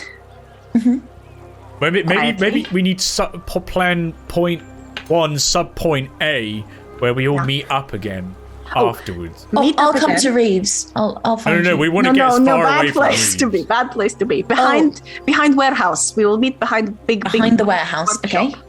Okay, I'm going to write this down. Yeah. Infinity distraction. She says write this down. She means I'm going to make a copy of this in my databanks. Infinity distraction by silo. Infinity, alongside the map that you've received in this chip, is also the code for the safe. Oh, that is useful information to have that I did not know we had. Didn't even think of that. Yeah, I just thought you were going to have to break the safe. I just forgot that safes are closed. I will distill the code to Tenebris and Uriel. Oh, it is so distilled into my head. I'm just going to add another little thing for everybody to think about. No. This is a more general. Thing. Okay. So as you've been going through this, as you've been adventuring over the last few days, what you've noticed is that lots and lots of people, in fact, almost everyone who you've met, when they interact with a piece of technology, with any kind of digital system or any computing system, they have implants which allow them to interact with it in a way which is seamless, right? They'll touch part of their body to it, depending on where it is. You all do not have these implants apart from, that's not true. Actually, Tenebris, you do not have this. Uriel, you do. And Infinity, you are made of computers, right? Hello, I'm a computer. A lot of the things which you're being asked to do, Tenebris, you're finding that you can't because you don't have the kind of augment which would allow you to do that. Currently, it's not been a massive issue, but you are finding that. So I can't give her the code, are you saying? It's too complex to sort of be. It's not like 3179. Is that your pin? Yeah, it is. I'm going to change that now. Sorry. No, it's the sort. To use that, you would have to take the chip and you'd have to put it within Bluetooth range, essentially, or of the. Right. In which case, but I can transfer it to Uriel. You could, yeah. Uriel, give me your hand. Oh.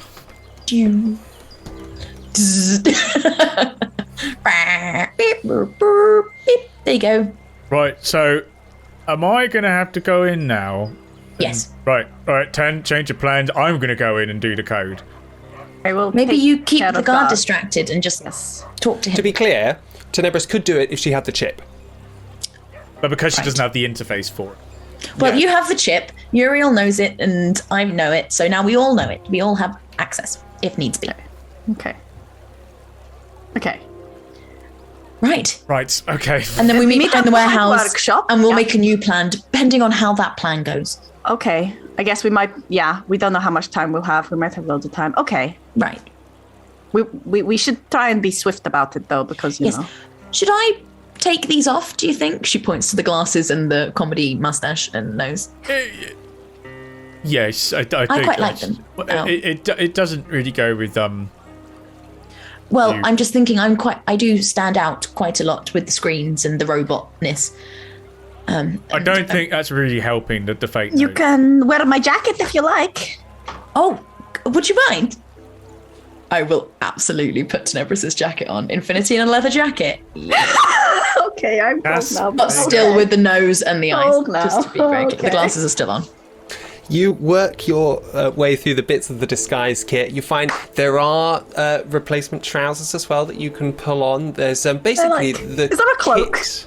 No, There it's is a one. Infinity. One of them has a big cloak in it, yeah. There's mining boots, the kind of thick reinforced boots that you would have in there as well. Oh my goodness, this is great. How long does the disguise last? For as long as you want to keep it on.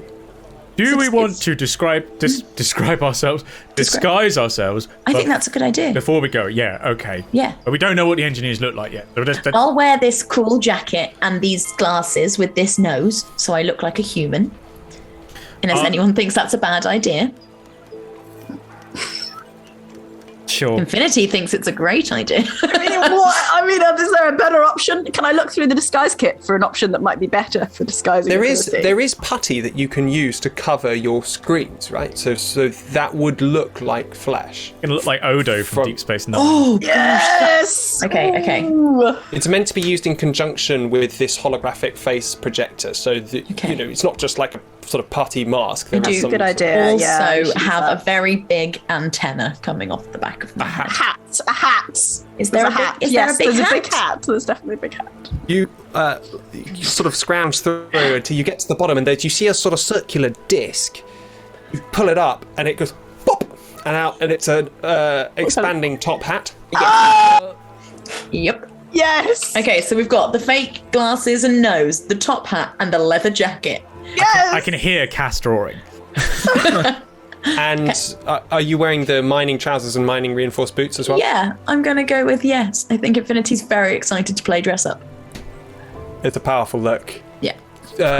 Uriel, Tenebris, for a moment you're shocked at this very tall, statuesque looking, slightly bikerish. Are you a man or a woman? Or No, just it's Infinity. She's got a mustache, but it's Infinity. She's still Infinity. Surely the Okay, eyes this still figure. glow. Yeah. Like, there's nothing to still- disguise Yes. the eyes. There is. So the holo. Oh, am I using the holographic? projection does cover that a little bit, but obviously if you get close enough, you see that there's just glowing eyes behind this holographic projection of normal eyes. I see. Sorry, I forgot that I was putting the holographic projection on. I just had Infinity with everything on. But yes, Take no, it, I take think it, it's worth it. It will just look like Infinity, but with human skin. Okay. Yes. Yes. This is great. Is there anything left? We have one Infinity's each, wearing- right? We've got 3 disguise kits, so Yeah. there's a few bits and bobs left over. I What assume. will the other two? Cloak. Maybe we. I mean, I don't know about you, Tenebris. I'm pretty recognizable. I think maybe I should. Because of your shiny head. Yes, because of my shiny head. You do have a very shiny head. No, Uriel wouldn't polish it. He'd absolutely. I don't know why that these adverts everywhere, but on the tube there is always an advert for that bald head shaver. Have you noticed this? No. It's like a specific kind of shaver that's It's like. called like Bulldog or Yeah. Brexit or something. And it's like very aggressive. all like automatic razor Old things that Brexit. like mold around your head, and it's like a hairbrush kind of hole. Like you'd probably just have one of them, to be fair. Nice. You have it as an Nice. attachment for your arm. I kind of assumed that maybe you had no body hair, like maybe you'd gotten rid of that biological component. That wasn't the law that I had. I think it would also Okay, make okay. sense, to be fair. Yeah. Right, I mean, because the problem is you need to pick somebody, like, it's not like you can just tell the kid, give me generic white man. Like, presumably. You can. make me look like Tom try. Hanks. Oh my Yeah, God. I make it look like Tom Hanks. Okay. You find with a little bit of routing through the kit some quite high lifts for the shoes, so you gain a bit of height. There's some pretty average looking jeans in there and a plaid shirt. And of course, you can use the clay to give yourself wrinkles like bags under your eyes and a big bulbous nose, and you can set the holographic display on kindly. That'll give you a sort of kindly face. Kindly beleaguered everyman. Yes, slightly older, beleaguered America's everyman dad. face. Exactly. So that can be, you can absolutely do that. I mean, jeans and a plaid shirt. I'm dressed as a lumberjack, Tom Hanks. With quite high lifts, to be clear. I'm dressed as Tom Hanks, Tall Tom lumberjack, Hanks. in lift. Cool. Why wouldn't I be? Love. There are also, within the kits, there are fake prosthetics as well, as in if you wanted to have a mechanical arm or if you wanted to have a bionic eye, they wouldn't work, but they would look sort of realistic. I want bionic eye. Cool bionic eye. That is cool. Okay. And cloak, and maybe if I just need to hide, because a lot of people around here, they don't have white hair. You know, I feel like maybe it is noticeable and they will think, white hair. On Vespa, everyone has white hair, by the way, if you ever want to go there, just so you know. Oh, that's cool. Yeah, it's cool. So maybe I will just hide it under a cloak. Nice. Bionic eye. Are we ready? And holographic face. I think we're ready to do a heist. Yeah. Right. Well, you step out of the this pod look, another into the sheep. grass. You look around for sheep, but you don't see any.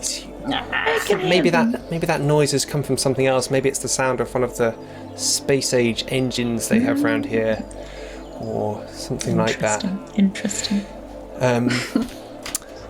You see people in the street, just maybe 5 meters away from you, staggering down. The sun has started to peel through the clouds a little bit now. It sparkles off the puddles and off the dewdrops in the grass. You can hear the sounds of revelry. The ceilidh stopped, the violin has stopped, and where it was the sounds of laughing and shouting, it's a little bit more subdued, but you do hear the occasional shout or scream, and then you see on the ground in front of you marks where it looks as though people have been tussling. There are body marks, shapes on the floor in the mud. You hear in the distance sound of maybe an old projectile weapon being fired.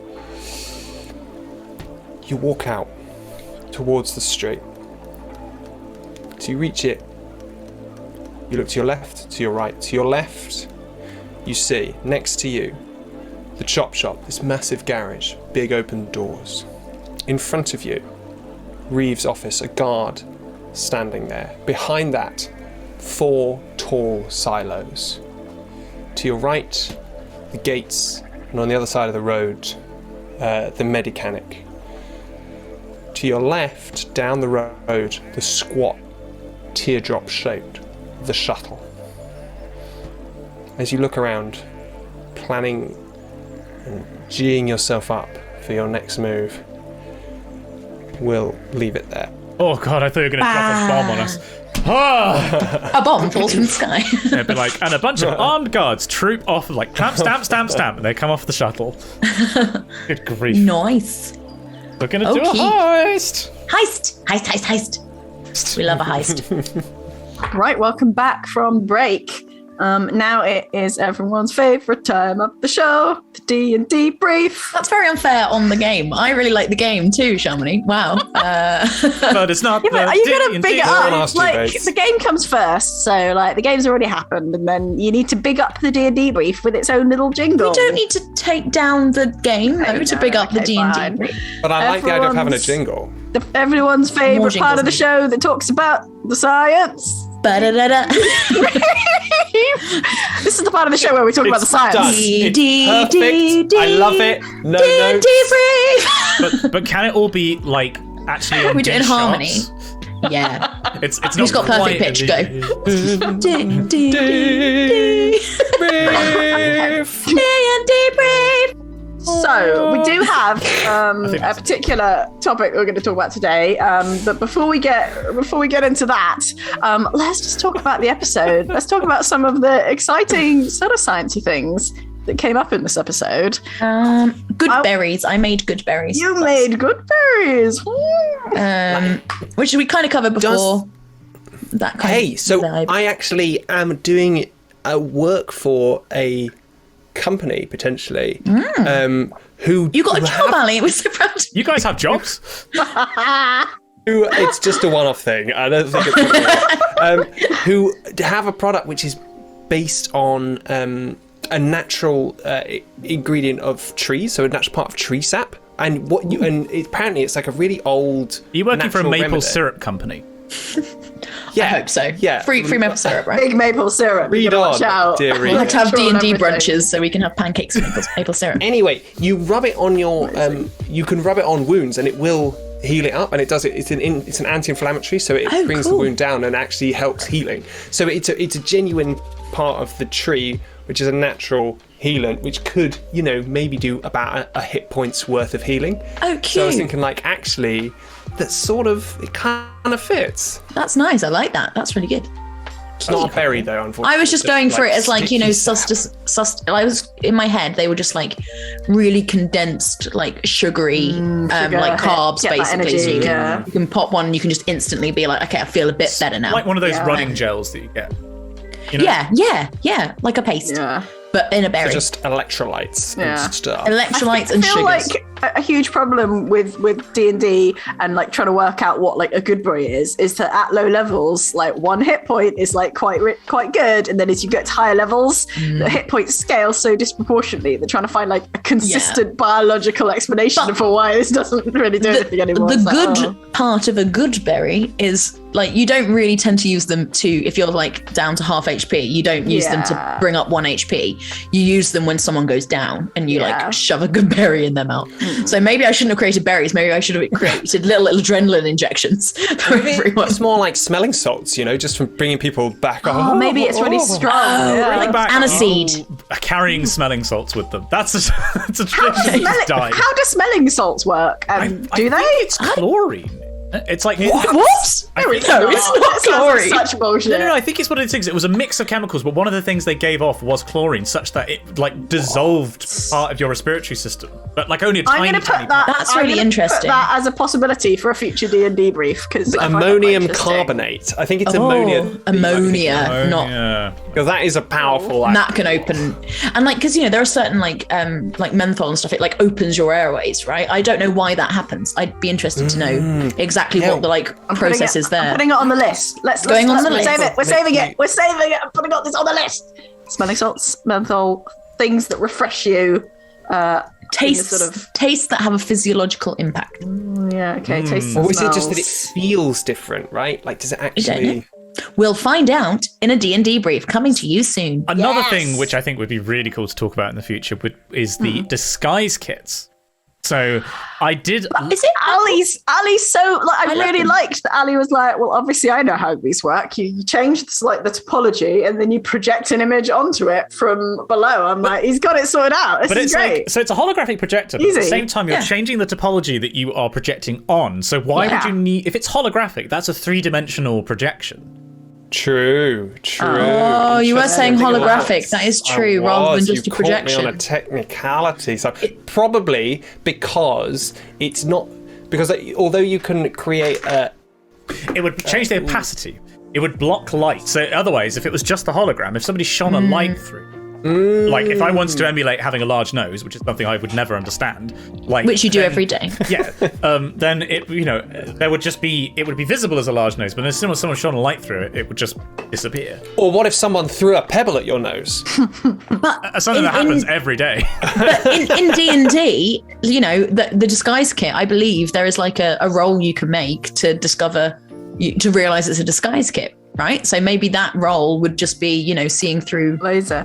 You mean not that you're given one and someone says it's a disguise kit and you have to roll to be like, I don't really know what this is. You keep saying these words. It doesn't mean No. As in, you can look at someone and go, oh, they're wearing a disguise. Like, that's not them.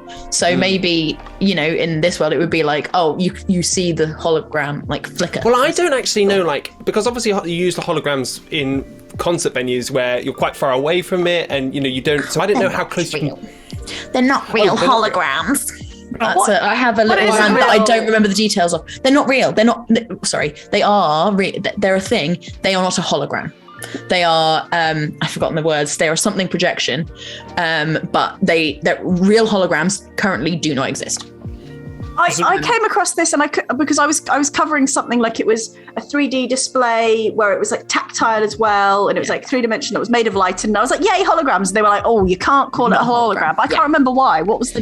Neither can I, and I have done similar films multiple times. What? I have even covered when people had like the Tupac Shakur the hologram, and like loads of people got really mad because they were like, it's not a hologram. But in our language, basically it's a question of, it has language evolved enough now that any kind of like projection that looks 3D is a hologram. But isn't that the distinction? Is a hologram a projection that is 3-dimensional, and it's not a thing that is 2-dimensional that appears to be 3-dimensional?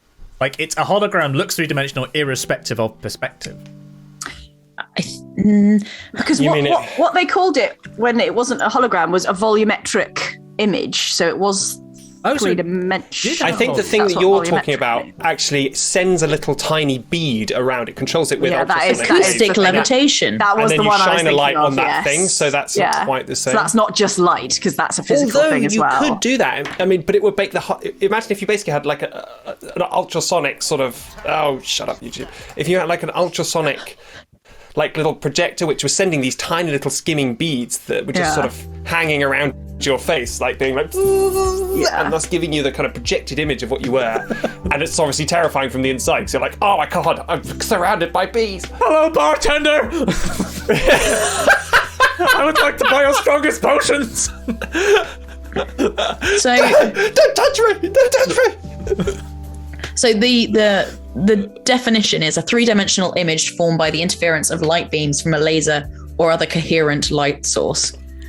But that I feel like is some of the things I've seen as a hologram, but maybe I'm wrong. Can come back to this on a later date. It's also one of these things though where like there's the distinction between science talking about it and science fiction. And our usage of it has been muddied spectacularly. Absolutely. And like language is a big thing. So like our usage now of the word hologram absolutely applies to things that we would all be like, oh, that's a hologram. But technical definition, no, it's not. So there is also a lot of cool, like as we said, a lot of cool current work that we could go into in a bit more detail. So let's put this on hold for future. Definitely. Acoustic levitation. Well. Yeah, it's very cool. Because I know you made a video on it, and I know I've made a video on it quite recently because I used your video as references. Can you tell me that? That's awesome. We filmed with the same people that you filmed with, just like 5 years later. I love it. A little bit updated, so it's not stealing your video idea. Well, no, it's like more up to date. Now ours is obsolete. Damn it, I'm not babe. We're getting all the views now. That mysterious companies that we work for. But the other topic that we were going to talk about, that we hinted at last week and was requested was this idea of cryptocurrency. Because, what is crypto? But the thing is, it's real, and I don't understand it, so I'm actually terrified about this whole concept. So, can I tell my crypto story? I remember being in my first year of uni, and someone saying to me, "Would you like to buy a Bitcoin for £20?" And me going, "What's a Bitcoin?" And them telling me, and I was like, No, that sounds stupid. It does And I sound remember stupid, to this be fair. conversation to this day. This is and survivor here we bias. are. Like, think of the number of people who've tried. Like, yeah. if someone's like, "Would you want to buy a monkey NFT?" And I'm like, "No, obviously not." Sure, I know, I understand, but also it hurts. Just every time I saw the price go up. But knowing me, the minute it got to like 40 quid, I'd be like, oh my God, sell it quickly. I can buy loads of pints for that. Yeah. And that would have been it, because first year uni Emily, you know. That would have been even sadder in a way. And then it You would be saved worse. yourself quite a lot of sadness, really, with that smart decision. Anyway, But what is a Bitcoin? but what do you do? How do you Bitcoin? Hard to do. So I'm going to just say what I think, right? And then I'm going We to think invite... crypto- Ali's going to take a wild stab in the dark at what he Yeah. thinks I'm of gonna Bitcoin. invite That's the all wave, anyone is doing. the wave of whatever's coming at me. I'm ready. So, to my mind... Oh, smooth. This is really jazzy. It's really jazzy. I've been listening Hi, welcome to Crypto Chat. Ali Jones. Elon Musk, please don't cancel us. Thank you. Right, okay. So, money, right, is basically the way that money works currently. Like, this is from an excellent video that Emily Bates herself is in and forwarded to me. You see Panorama, who wants to be a Bitcoin millionaire, I think it was called. Something like that. Oh, I'll share it on Twitter. So you have a ledger, right? So you've got like a ledger of your money, however much money you have, and that lives with the bank, whatever bank. Sorry, my white balance has gone really funny on my camera, so I'm just going to try. Welcome to my life. That lives with whatever bank you bank with. So they have a ledger of how much money you have. If you want to buy something, then you ask someone to contact the bank and say, look, can you just take some money out of my off my ledger and give it to you, and then I'll give you this service or good or whatever in response. And what you're doing is you're trusting the bank to be like, right, I will do this accurately, I will accurately update both ledgers, and we're all good. So your trust remains in the bank. And can I just ask a slightly just broader question about money? How do money? Well, my partner was going on about the gold standard and just spent ages looking up money stuff the other day. And am I right in thinking that once upon a time when we had currency, it was based in something that was real and solid, that was valuable because someone somewhere would always buy it, i.e. the currency was like tied to gold. And now that ledger that you're talking about is just made up. Like, it's worth that money because everyone agrees it is? My understanding is it works like this, right? Before money, you had stuff which had a value, like salt, and then later gold. Yum. Right? And then after a while... Goose. To keep it relevant to the other. Goose. And after a while, what you wanted to do is to say, look, I don't want to have to give you like 3 bars of gold and carry them around with me. So what I want to do instead is I want to give you a piece of paper which says that I will give you 3 bars of gold. I'm good for it, right? And then the problem is like, well, how can I trust you, person I've never met, to give me this monies? And they say, well, okay, what I'm going to give you is a piece of paper that's guaranteed by the government of this country, right? So you can go anywhere with this piece of paper, and the government says that anyone you give this piece of paper has to give you whatever you want for however much it is, 3 gold bars worth of stuff. And so the government guaranteed the currency, right? Yeah. So in one instance, the government is guaranteeing it. In another instance, it's the bank. Power in both cases is centralized around those units. What the Bitcoin does, which is about blockchain in a second, right? What Bitcoin is, Bitcoin says, instead of one person having the ledger who you just trust, we're going to give the ledger to everyone who will take it. Everyone's going to get a copy of the ledger, right? And then whenever a transaction is made, everyone is going to have to check the ledger. Everyone's going to have to verify how much you had, how much you're going to end up having, and then everybody's going to have to stamp it, like sign it off. So you don't need a bank, and you don't need a government to guarantee that. Because so there's now just millions of computers, basically. So if any one of them tried to do a crime and say, no, I've got loads of money in my ledger, all the others would be like, no. No, you don't. That's a lie. Yeah. So, God, this is aggressively jazzy, isn't it? let's just try this one We're instead. not going to get copyright striked for this on YouTube, are we, Ali? Who is going to this for this? Talking over it will be fine. Yeah. So, oh god, it's so jazzy. Right. So, essentially, what the Bitcoin does is it says, what Bitcoin does, it says, right, everybody's going to have a copy of this ledger. You're all going to check every time someone does a transaction. So we don't need a single power who's going to guarantee it. We're all guaranteeing it. So we're going to cut out the middleman, cutting out the banks, we're cutting out the government, whatever. You can trust everyone. I trust this. I'm going to go out and buy some cryptocurrency. Somebody know. I'm convinced. What it relies on, right, is it takes work to do that, right? Because every time someone wants to do a transaction, you have to update the blockchain, which is basically a history of every single transaction that's ever been made on Bitcoin. Oh, it sounds so evil, doesn't it? The blockchain. That's cool. Bitcoin has a blockchain, right? And every time you do some transactions on Bitcoin, you have to write those into the blockchain, like write it down in the book, the blockchain book. But to do that requires energy, right? You have to compute your way onto it. But actually, what it really requires is it means you can't have one single person whose responsibility it is to do that, because then they would be the guarantor and all power would be concentrated in them. So it has to be at random. One person in the network just gets chosen to update the blockchain. But because it costs you, the person doing it, some time and some money, you get rewarded for it. So if you update the blockchain, if you're the one who is randomly chosen to do it, you get rewarded with a bit of Bitcoin. And to be clear, by saying you do it, you mean you give your computer's processing power over to it. Yeah. No, yeah, you give your computer to do it and your computer does it. So everybody, and that's what Bitcoin mining is. It's when you give your computer's processing power over to the Bitcoin to basically try and be the one who updates the chain, the blockchain. So if you choose to give your computer's processing power over to it, then it will try and be the one that adds the information to the blockchain. Mm-hmm. And what's interesting is that in order to be the one who is chosen, the way that it works is you have to basically solve a problem. You have to solve an algorithmic problem.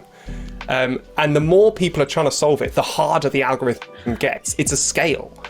Oh, so the reason they do the problem is to whichever computer does it quickest? Is that? It's to randomize who gets chosen to update the chain.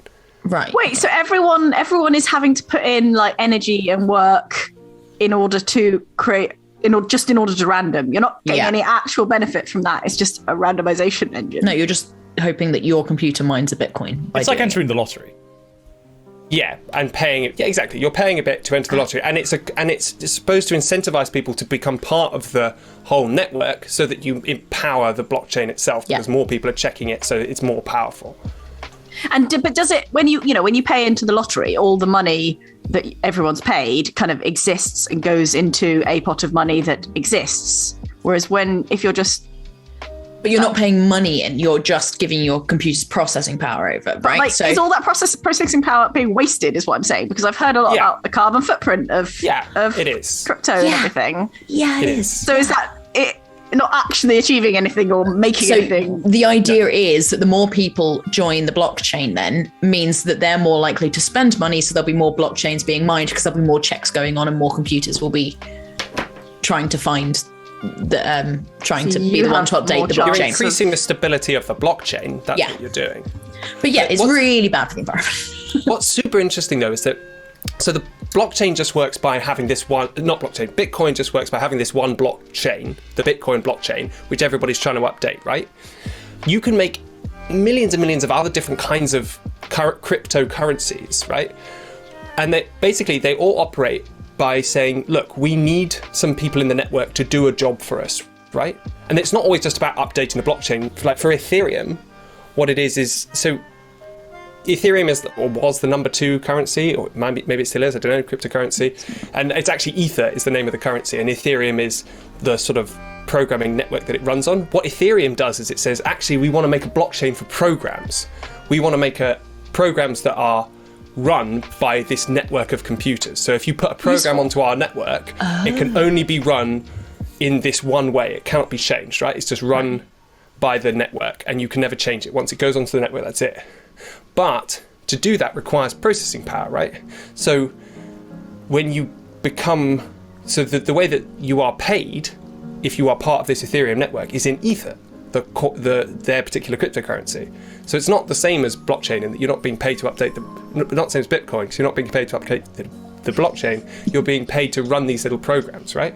So there's a distinction between crypto being bad for the environment and the blockchain being. Yeah, and the blockchain, I don't know if they use it for other stuff, like security purposes. I think you can use it. Yeah, you can use it for whatever. Stuff. But I think there's an issue with the blockchain in that the more information you add to the blockchain, the more processing power is required to keep transferring. It's very non-linear.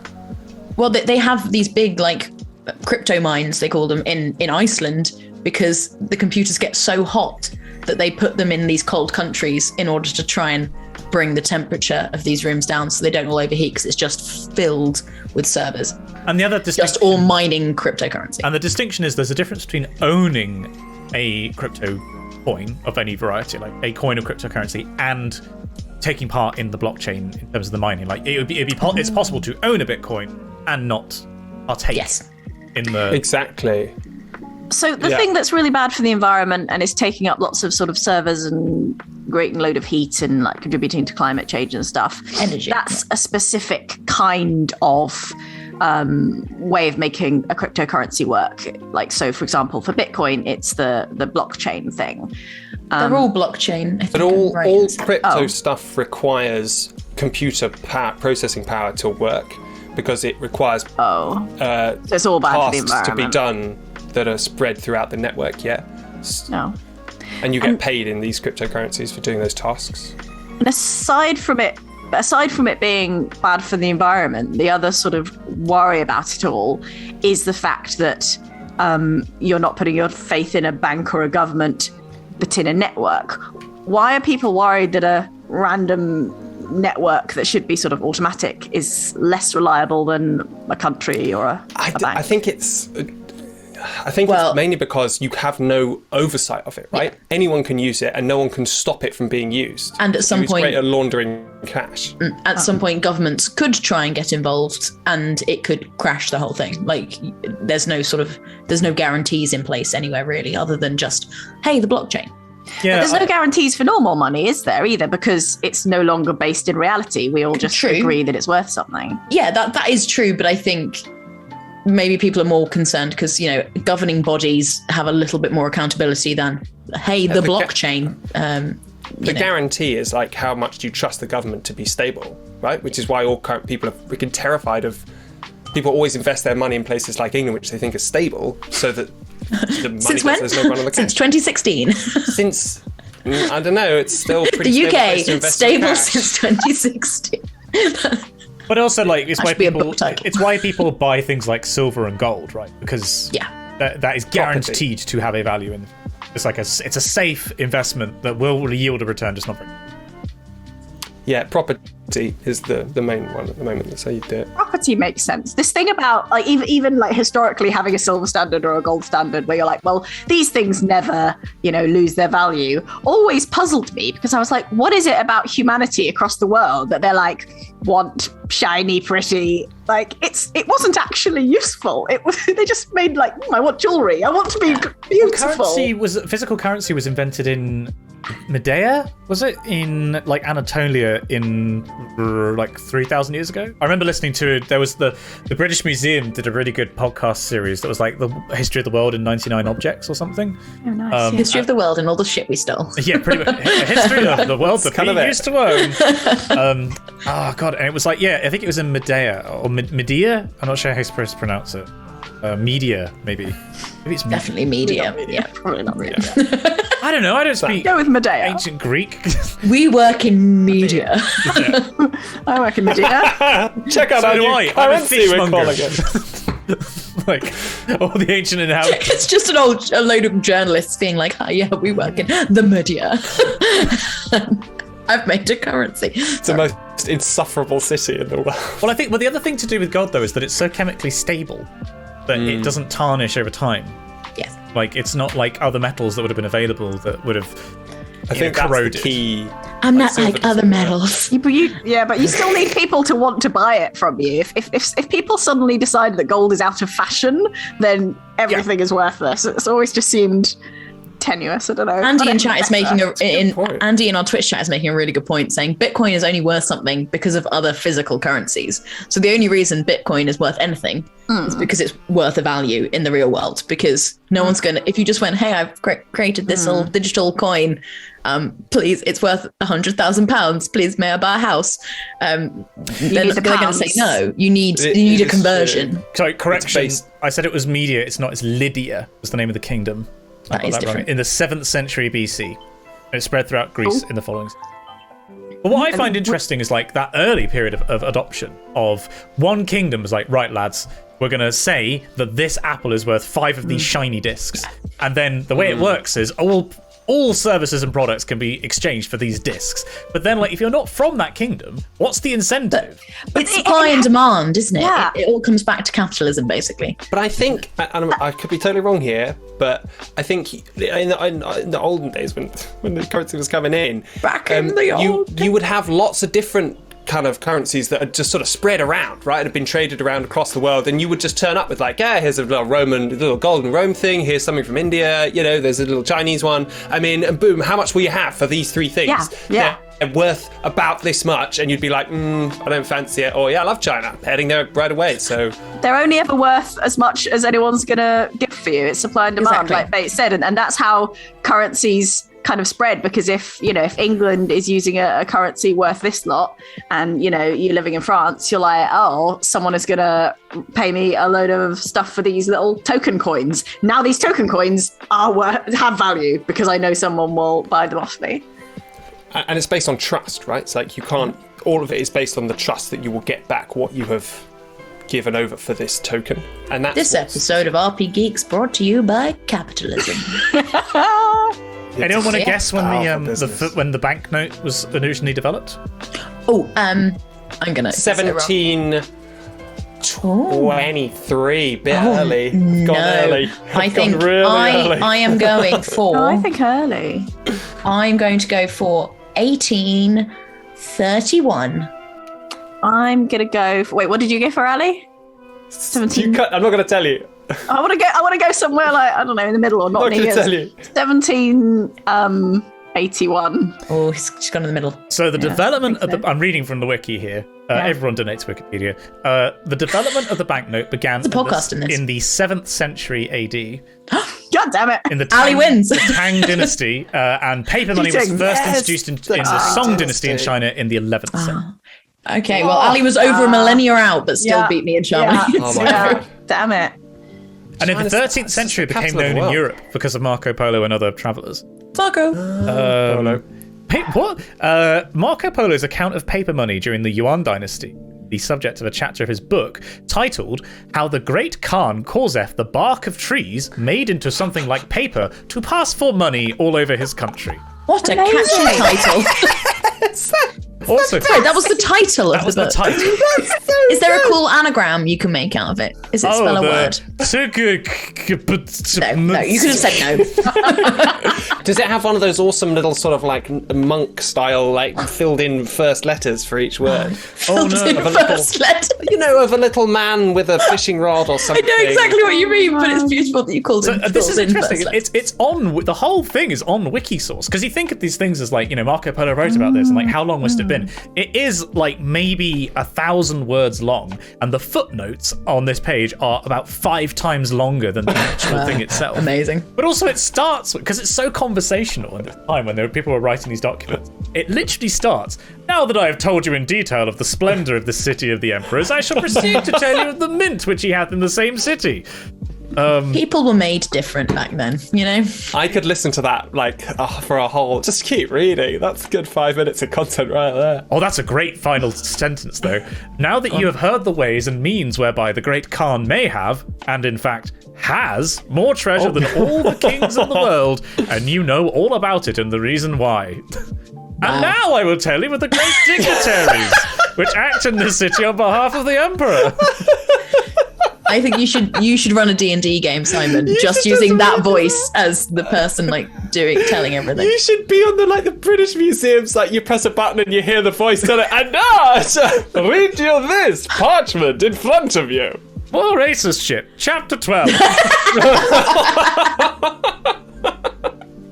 Oh boy, thanks Marco Polo. But I also love how dismissive the whole thing is. It's like, get it? Like these guys are taking tree bark, right? And then they're making it look a bit like paper, and then they're saying that has value. Cool. That's pretty cool. Crazy. Madness. Do you want to hear a bit about how Braxigantu. Yes, that's exactly what I hear about. Because you were like, oh, it's crypto, but there's sort of like gold crypto and silver crypto, and you're like, oh, it's D&D plus the real world. How does it work? Because in D&D you have, I think it's 4. You get electrum, copper, silver, and gold. Platinum. Oh, and platinum 5. Fuck, 5. Electrum's like minute. Has no place. Yeah. Hush. It's like smaller than a penny. It's so small that you could swallow it. I'm just full of electrum, probably. It's like anyway. Yeah. So it works because So banks don't exist in the same way, right? Braxigantu. On Braxigantu, because Okay. I was thinking, right? You think about guarantorship, right? Your cash has to be guaranteed by something. Stop this. Stop whatever it is that you're doing. What is it? Simon sent a meme to our WhatsApp group, which was very unprofessional of him. But it's very funny. It's actually on the RPGeeks discussion Discord. Which is in Simon's Discord, Discord of Dr. Simon Clark fans. Join our Discord. Because we're all Dr. Simon Clark fans. Not me. Very much not me. Apart from Simon. Simon's the biggest Dr. Self-esteem Simon. issues. We're working on it with him. We're working on it. Ali, tell me about cryptocurrency or Braxigantu. Yes.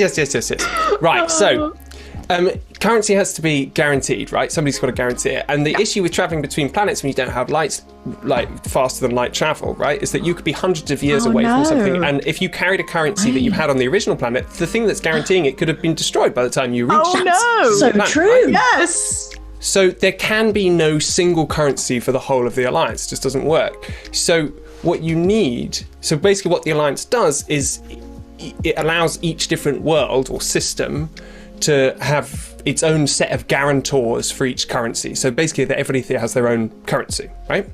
Okay.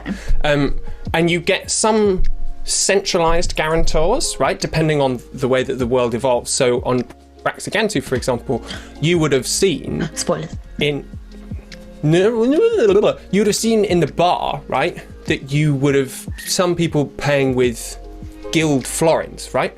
So you would have seen that as a specific thing, right? But you might have also noticed that some people were paying with Armada shields because the Armada obviously does a lot of traveling around space, so they would be carrying their currency with them, and it would have. All of these things would have just looked through. like someone just like waving a sub.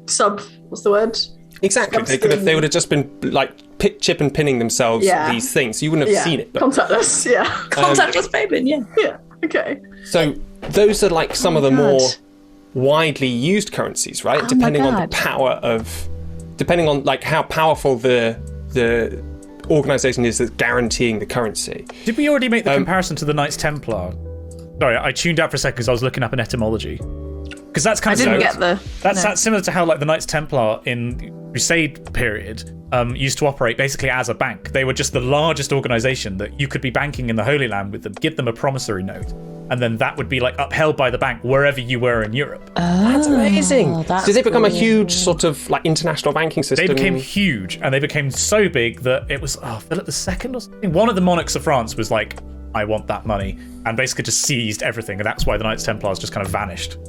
Really? Because is that why there's all those legends about them having just shit tons of gold stashed somewhere? Yeah, it's like, and why they've been tied into stuff like the Da Vinci Code. Sorry, the reason I was excited just then was because I was just curious what the etymology of florin was, because you said about guild florins. It's originally just from flour, because the original coin that was minted in Florence had a fleur-de-lis on the reverse, which was the city symbol. Of course. So That's here, cute. have my flowers. That's super cute. Well, That's so Simon. Infinity. She needs to get the florins going. That's yeah. Not that you would ever see them because it's all just done with electronically. Can I just But- ask about the difference? Because, you know, we were talking about like, it's cryptocurrency as opposed to other currencies. If there is like a bank or a government on Braxigantu that is guaranteeing it, would that make it no longer a cryptocurrency? Well, okay, so those currencies that I've talked about are the guaranteed ones where there's a centralized guarantor, but the alliance model isn't like that. So the alliance model understands that the alliance can't guarantee from a centralized hub. So what it says is that you will necessarily have cryptocurrencies develop in whatever place you colonize. Now, for those cryptocurrencies to work, you're going to need to put in some processing power to change the blockchain, right? Or whatever you're using to decentralize that network, and whatever you're using is that ledger, right? That decentralized ledger. So the price of citizenship to the alliance is to give a little tiny bit of whatever processing power you have to run the currency. And so there will be a currency which is the alliance's chosen crypto. This is what your mandated citizenship. You don't have to be a citizen, right? But you lose a lot of, perks. But then there's all the other ones which would normally exist, right? Where people have just started them up and people choose to give their processing power to make them. Anyway, so that's the sort of scope of the different currencies you have. But where the platinum, silver, gold, copper comes in is simply about how much trust people put in the stability and the worth of those coins. So it's tiered by gold, silver, platinum, but not in that order though, right? But you might find that actually the actual currency that you pay with changes its value. So it might be worth copying and then it becomes something else. Wow. But generally speaking, the ones that are rated gold and platinum don't change their value very much. So when you say dedicating part of your processing power, you imagine this is like an internal processor? So it sounds quite spooky. Are you talking about everyone having crypto blockchain? No, think about your mobile phone. Machines right? in them. Machines. Yeah, but everybody has them. It's like your mobile phone, right? Right, but it's an external device. It's not like an implant. Well, it could be. It depends whether you have an implant or not, right? You just have to give some piece of processing power which is connected to the network. And in terms of giving processors power, is that verifying an event in the blockchain? Like what that's that used for? Exactly, that's what it's for. It's just to do those little tasks which are required to keep the currency working. Does that mean, like in the blockchain in Bitcoin, you can be the one selected to do a certain thing, and therefore you can win more money by by giving over processing power? Well, no, or is it more the processing power is just your payment into the incentive being the alliance? For doing the processing power is that you may be given money, right? Yes. Like you may be given. Whereas if the incentive for giving your processing power to is the blockchain being is the alliance, that makes sense. Yeah, okay. Yeah, exactly. Okay, that makes sense. That's it. I understand. And obviously, it being the future as well, my thought was that so part of the reason that crypto so blockchain, fuck these words, Bitcoin is so like people like it is because of the decentralized nature. They're like, there's nothing you can do about it, man. It's out there, right? I mean, no one can change every single person in the network. That genuinely is the good thing about it. Like there are a lot of bad things about it, but that really is a good thing about cryptocurrency. Compared to normal currency. Yeah. Can you change normal currency? It's safer than like online banking and stuff like that, supposedly. Okay. Because it's harder to target. Like you could target a bank with a massive hack, but you couldn't target everyone in the block. Okay. The security level is really high. Unless you're in the future, and maybe some things could exist which could target a network that large. I just throw that out there. But also future plot point. one of the other major downsides of using crypto currently is that like not very many places accept crypto as a form of payment, right? And if you want to cash out and sell your crypto, it's actually very difficult for a lot of currencies. I don't know. I didn't buy the £20 one. I think that's correct. Although I was reading today, it was this year. I think it's El Salvador became the first country to a crypto currency. Like accept. Was it Bitcoin was like an acceptable? Let's find out if it was El Salvador. Google. I don't have any public service broadcasting. Okay, bad podcast content, everyone. We've gone quiet. I want to know about. This never happens. Waiting to hear about. We're waiting for the Google. El Salvador. Yeah. It has officially adopted Bitcoin as its currency. Wow, that is amazing. How big is El Salvador? While you're on the wiki. Gotta get back on that. I'm gonna guess it has a population of like 2 million. I am really bad at guessing Okay. population, so that 2 million? I'm going to go with sure. I'll say 1.8 million. 2.2 million. Oh, boo. yeah, suck it, Simon. You're all so horribly wrong. It's 6.8 million. Oh, Shamini wins. Great. I have no concept of how many that is. I don't even know where El Salvador is. Well, I'm I so no bad. idea. Geography. It borders Guatemala, El Salvador. Go on, Ali. Does that mean when you said so El This globe Salvador has no names. El Salvador accepted Bitcoin as a currency? Is that like its only currency or is it a currency? I assume it's. Great question. One I of, assume it's more than surely one. one of two. Yeah, at least. Can you have more than one official currency? Apparently the US dollar. thing? I don't understand this. Yeah, Surely. can. When the euro first got brought in, I expect for a Yeah. while the other, like the franc and stuff was still accepted in France Yeah. for a bit. Okay. I'm assuming they didn't just go, no, euros only, go away. Yeah, maybe, I don't know. So maybe they're phasing out their other currency in favor of Bitcoin. Anyone from El Salvador in the chat? Statistically, it's very unlikely. You never know, it might happen. But yeah, whereas like if in the future it's a white, there's like a critical mass, right? That like it kind of runs away. You know that just negates that disadvantage of, you know, having to cash it out for assets. Yeah. Yeah, this That is such was a all- fascinating idea, Ali. Like, Yeah. And I cannot believe the level of like thought you've put into this. I'm like, it's amazing. It's so cool. Thank you for making Let's dig such no a deeper great because- world. yeah. Let me just We check are the fully at wiki. the limits of Get that Ali, wiki going. You're gonna have to write the wiki. You're the only one that knows this stuff. Will we call it the Braxigantu wiki or the RPGeeks wiki? Important question. Do you plan on leaving Braxigan too? Uriel does. Uriel has very Yeah. strong. Well, feelings this is about something leaving that isn't- Brexit The conversation Controversial. has come up. Infinity doesn't want to go. Infinity doesn't want to. I know. I was just pushing that down the road because I was Yeah, like, oh, this is that kind will of be a down the road. but- Either a very emotional goodbye or, Goose yeah, geese. we'll see. Yeah. Well, that feels like a natural point to tie things off for the podcast. How do we end this again? We plug our socials, Simon. That's Glad the you one. asked. RP Geeks D&D. Thank you so much for listening, watching in, tuning in today, everyone. We've had a great time. We have some dangerous plans in our D&D campaign. We have loads of exciting science topics we've brushed on and hopefully we'll come back to in future weeks. But give us a shout out if you've got particular things that you want explained, if you've got ideas for big topics or just answers to your burning questions that you have.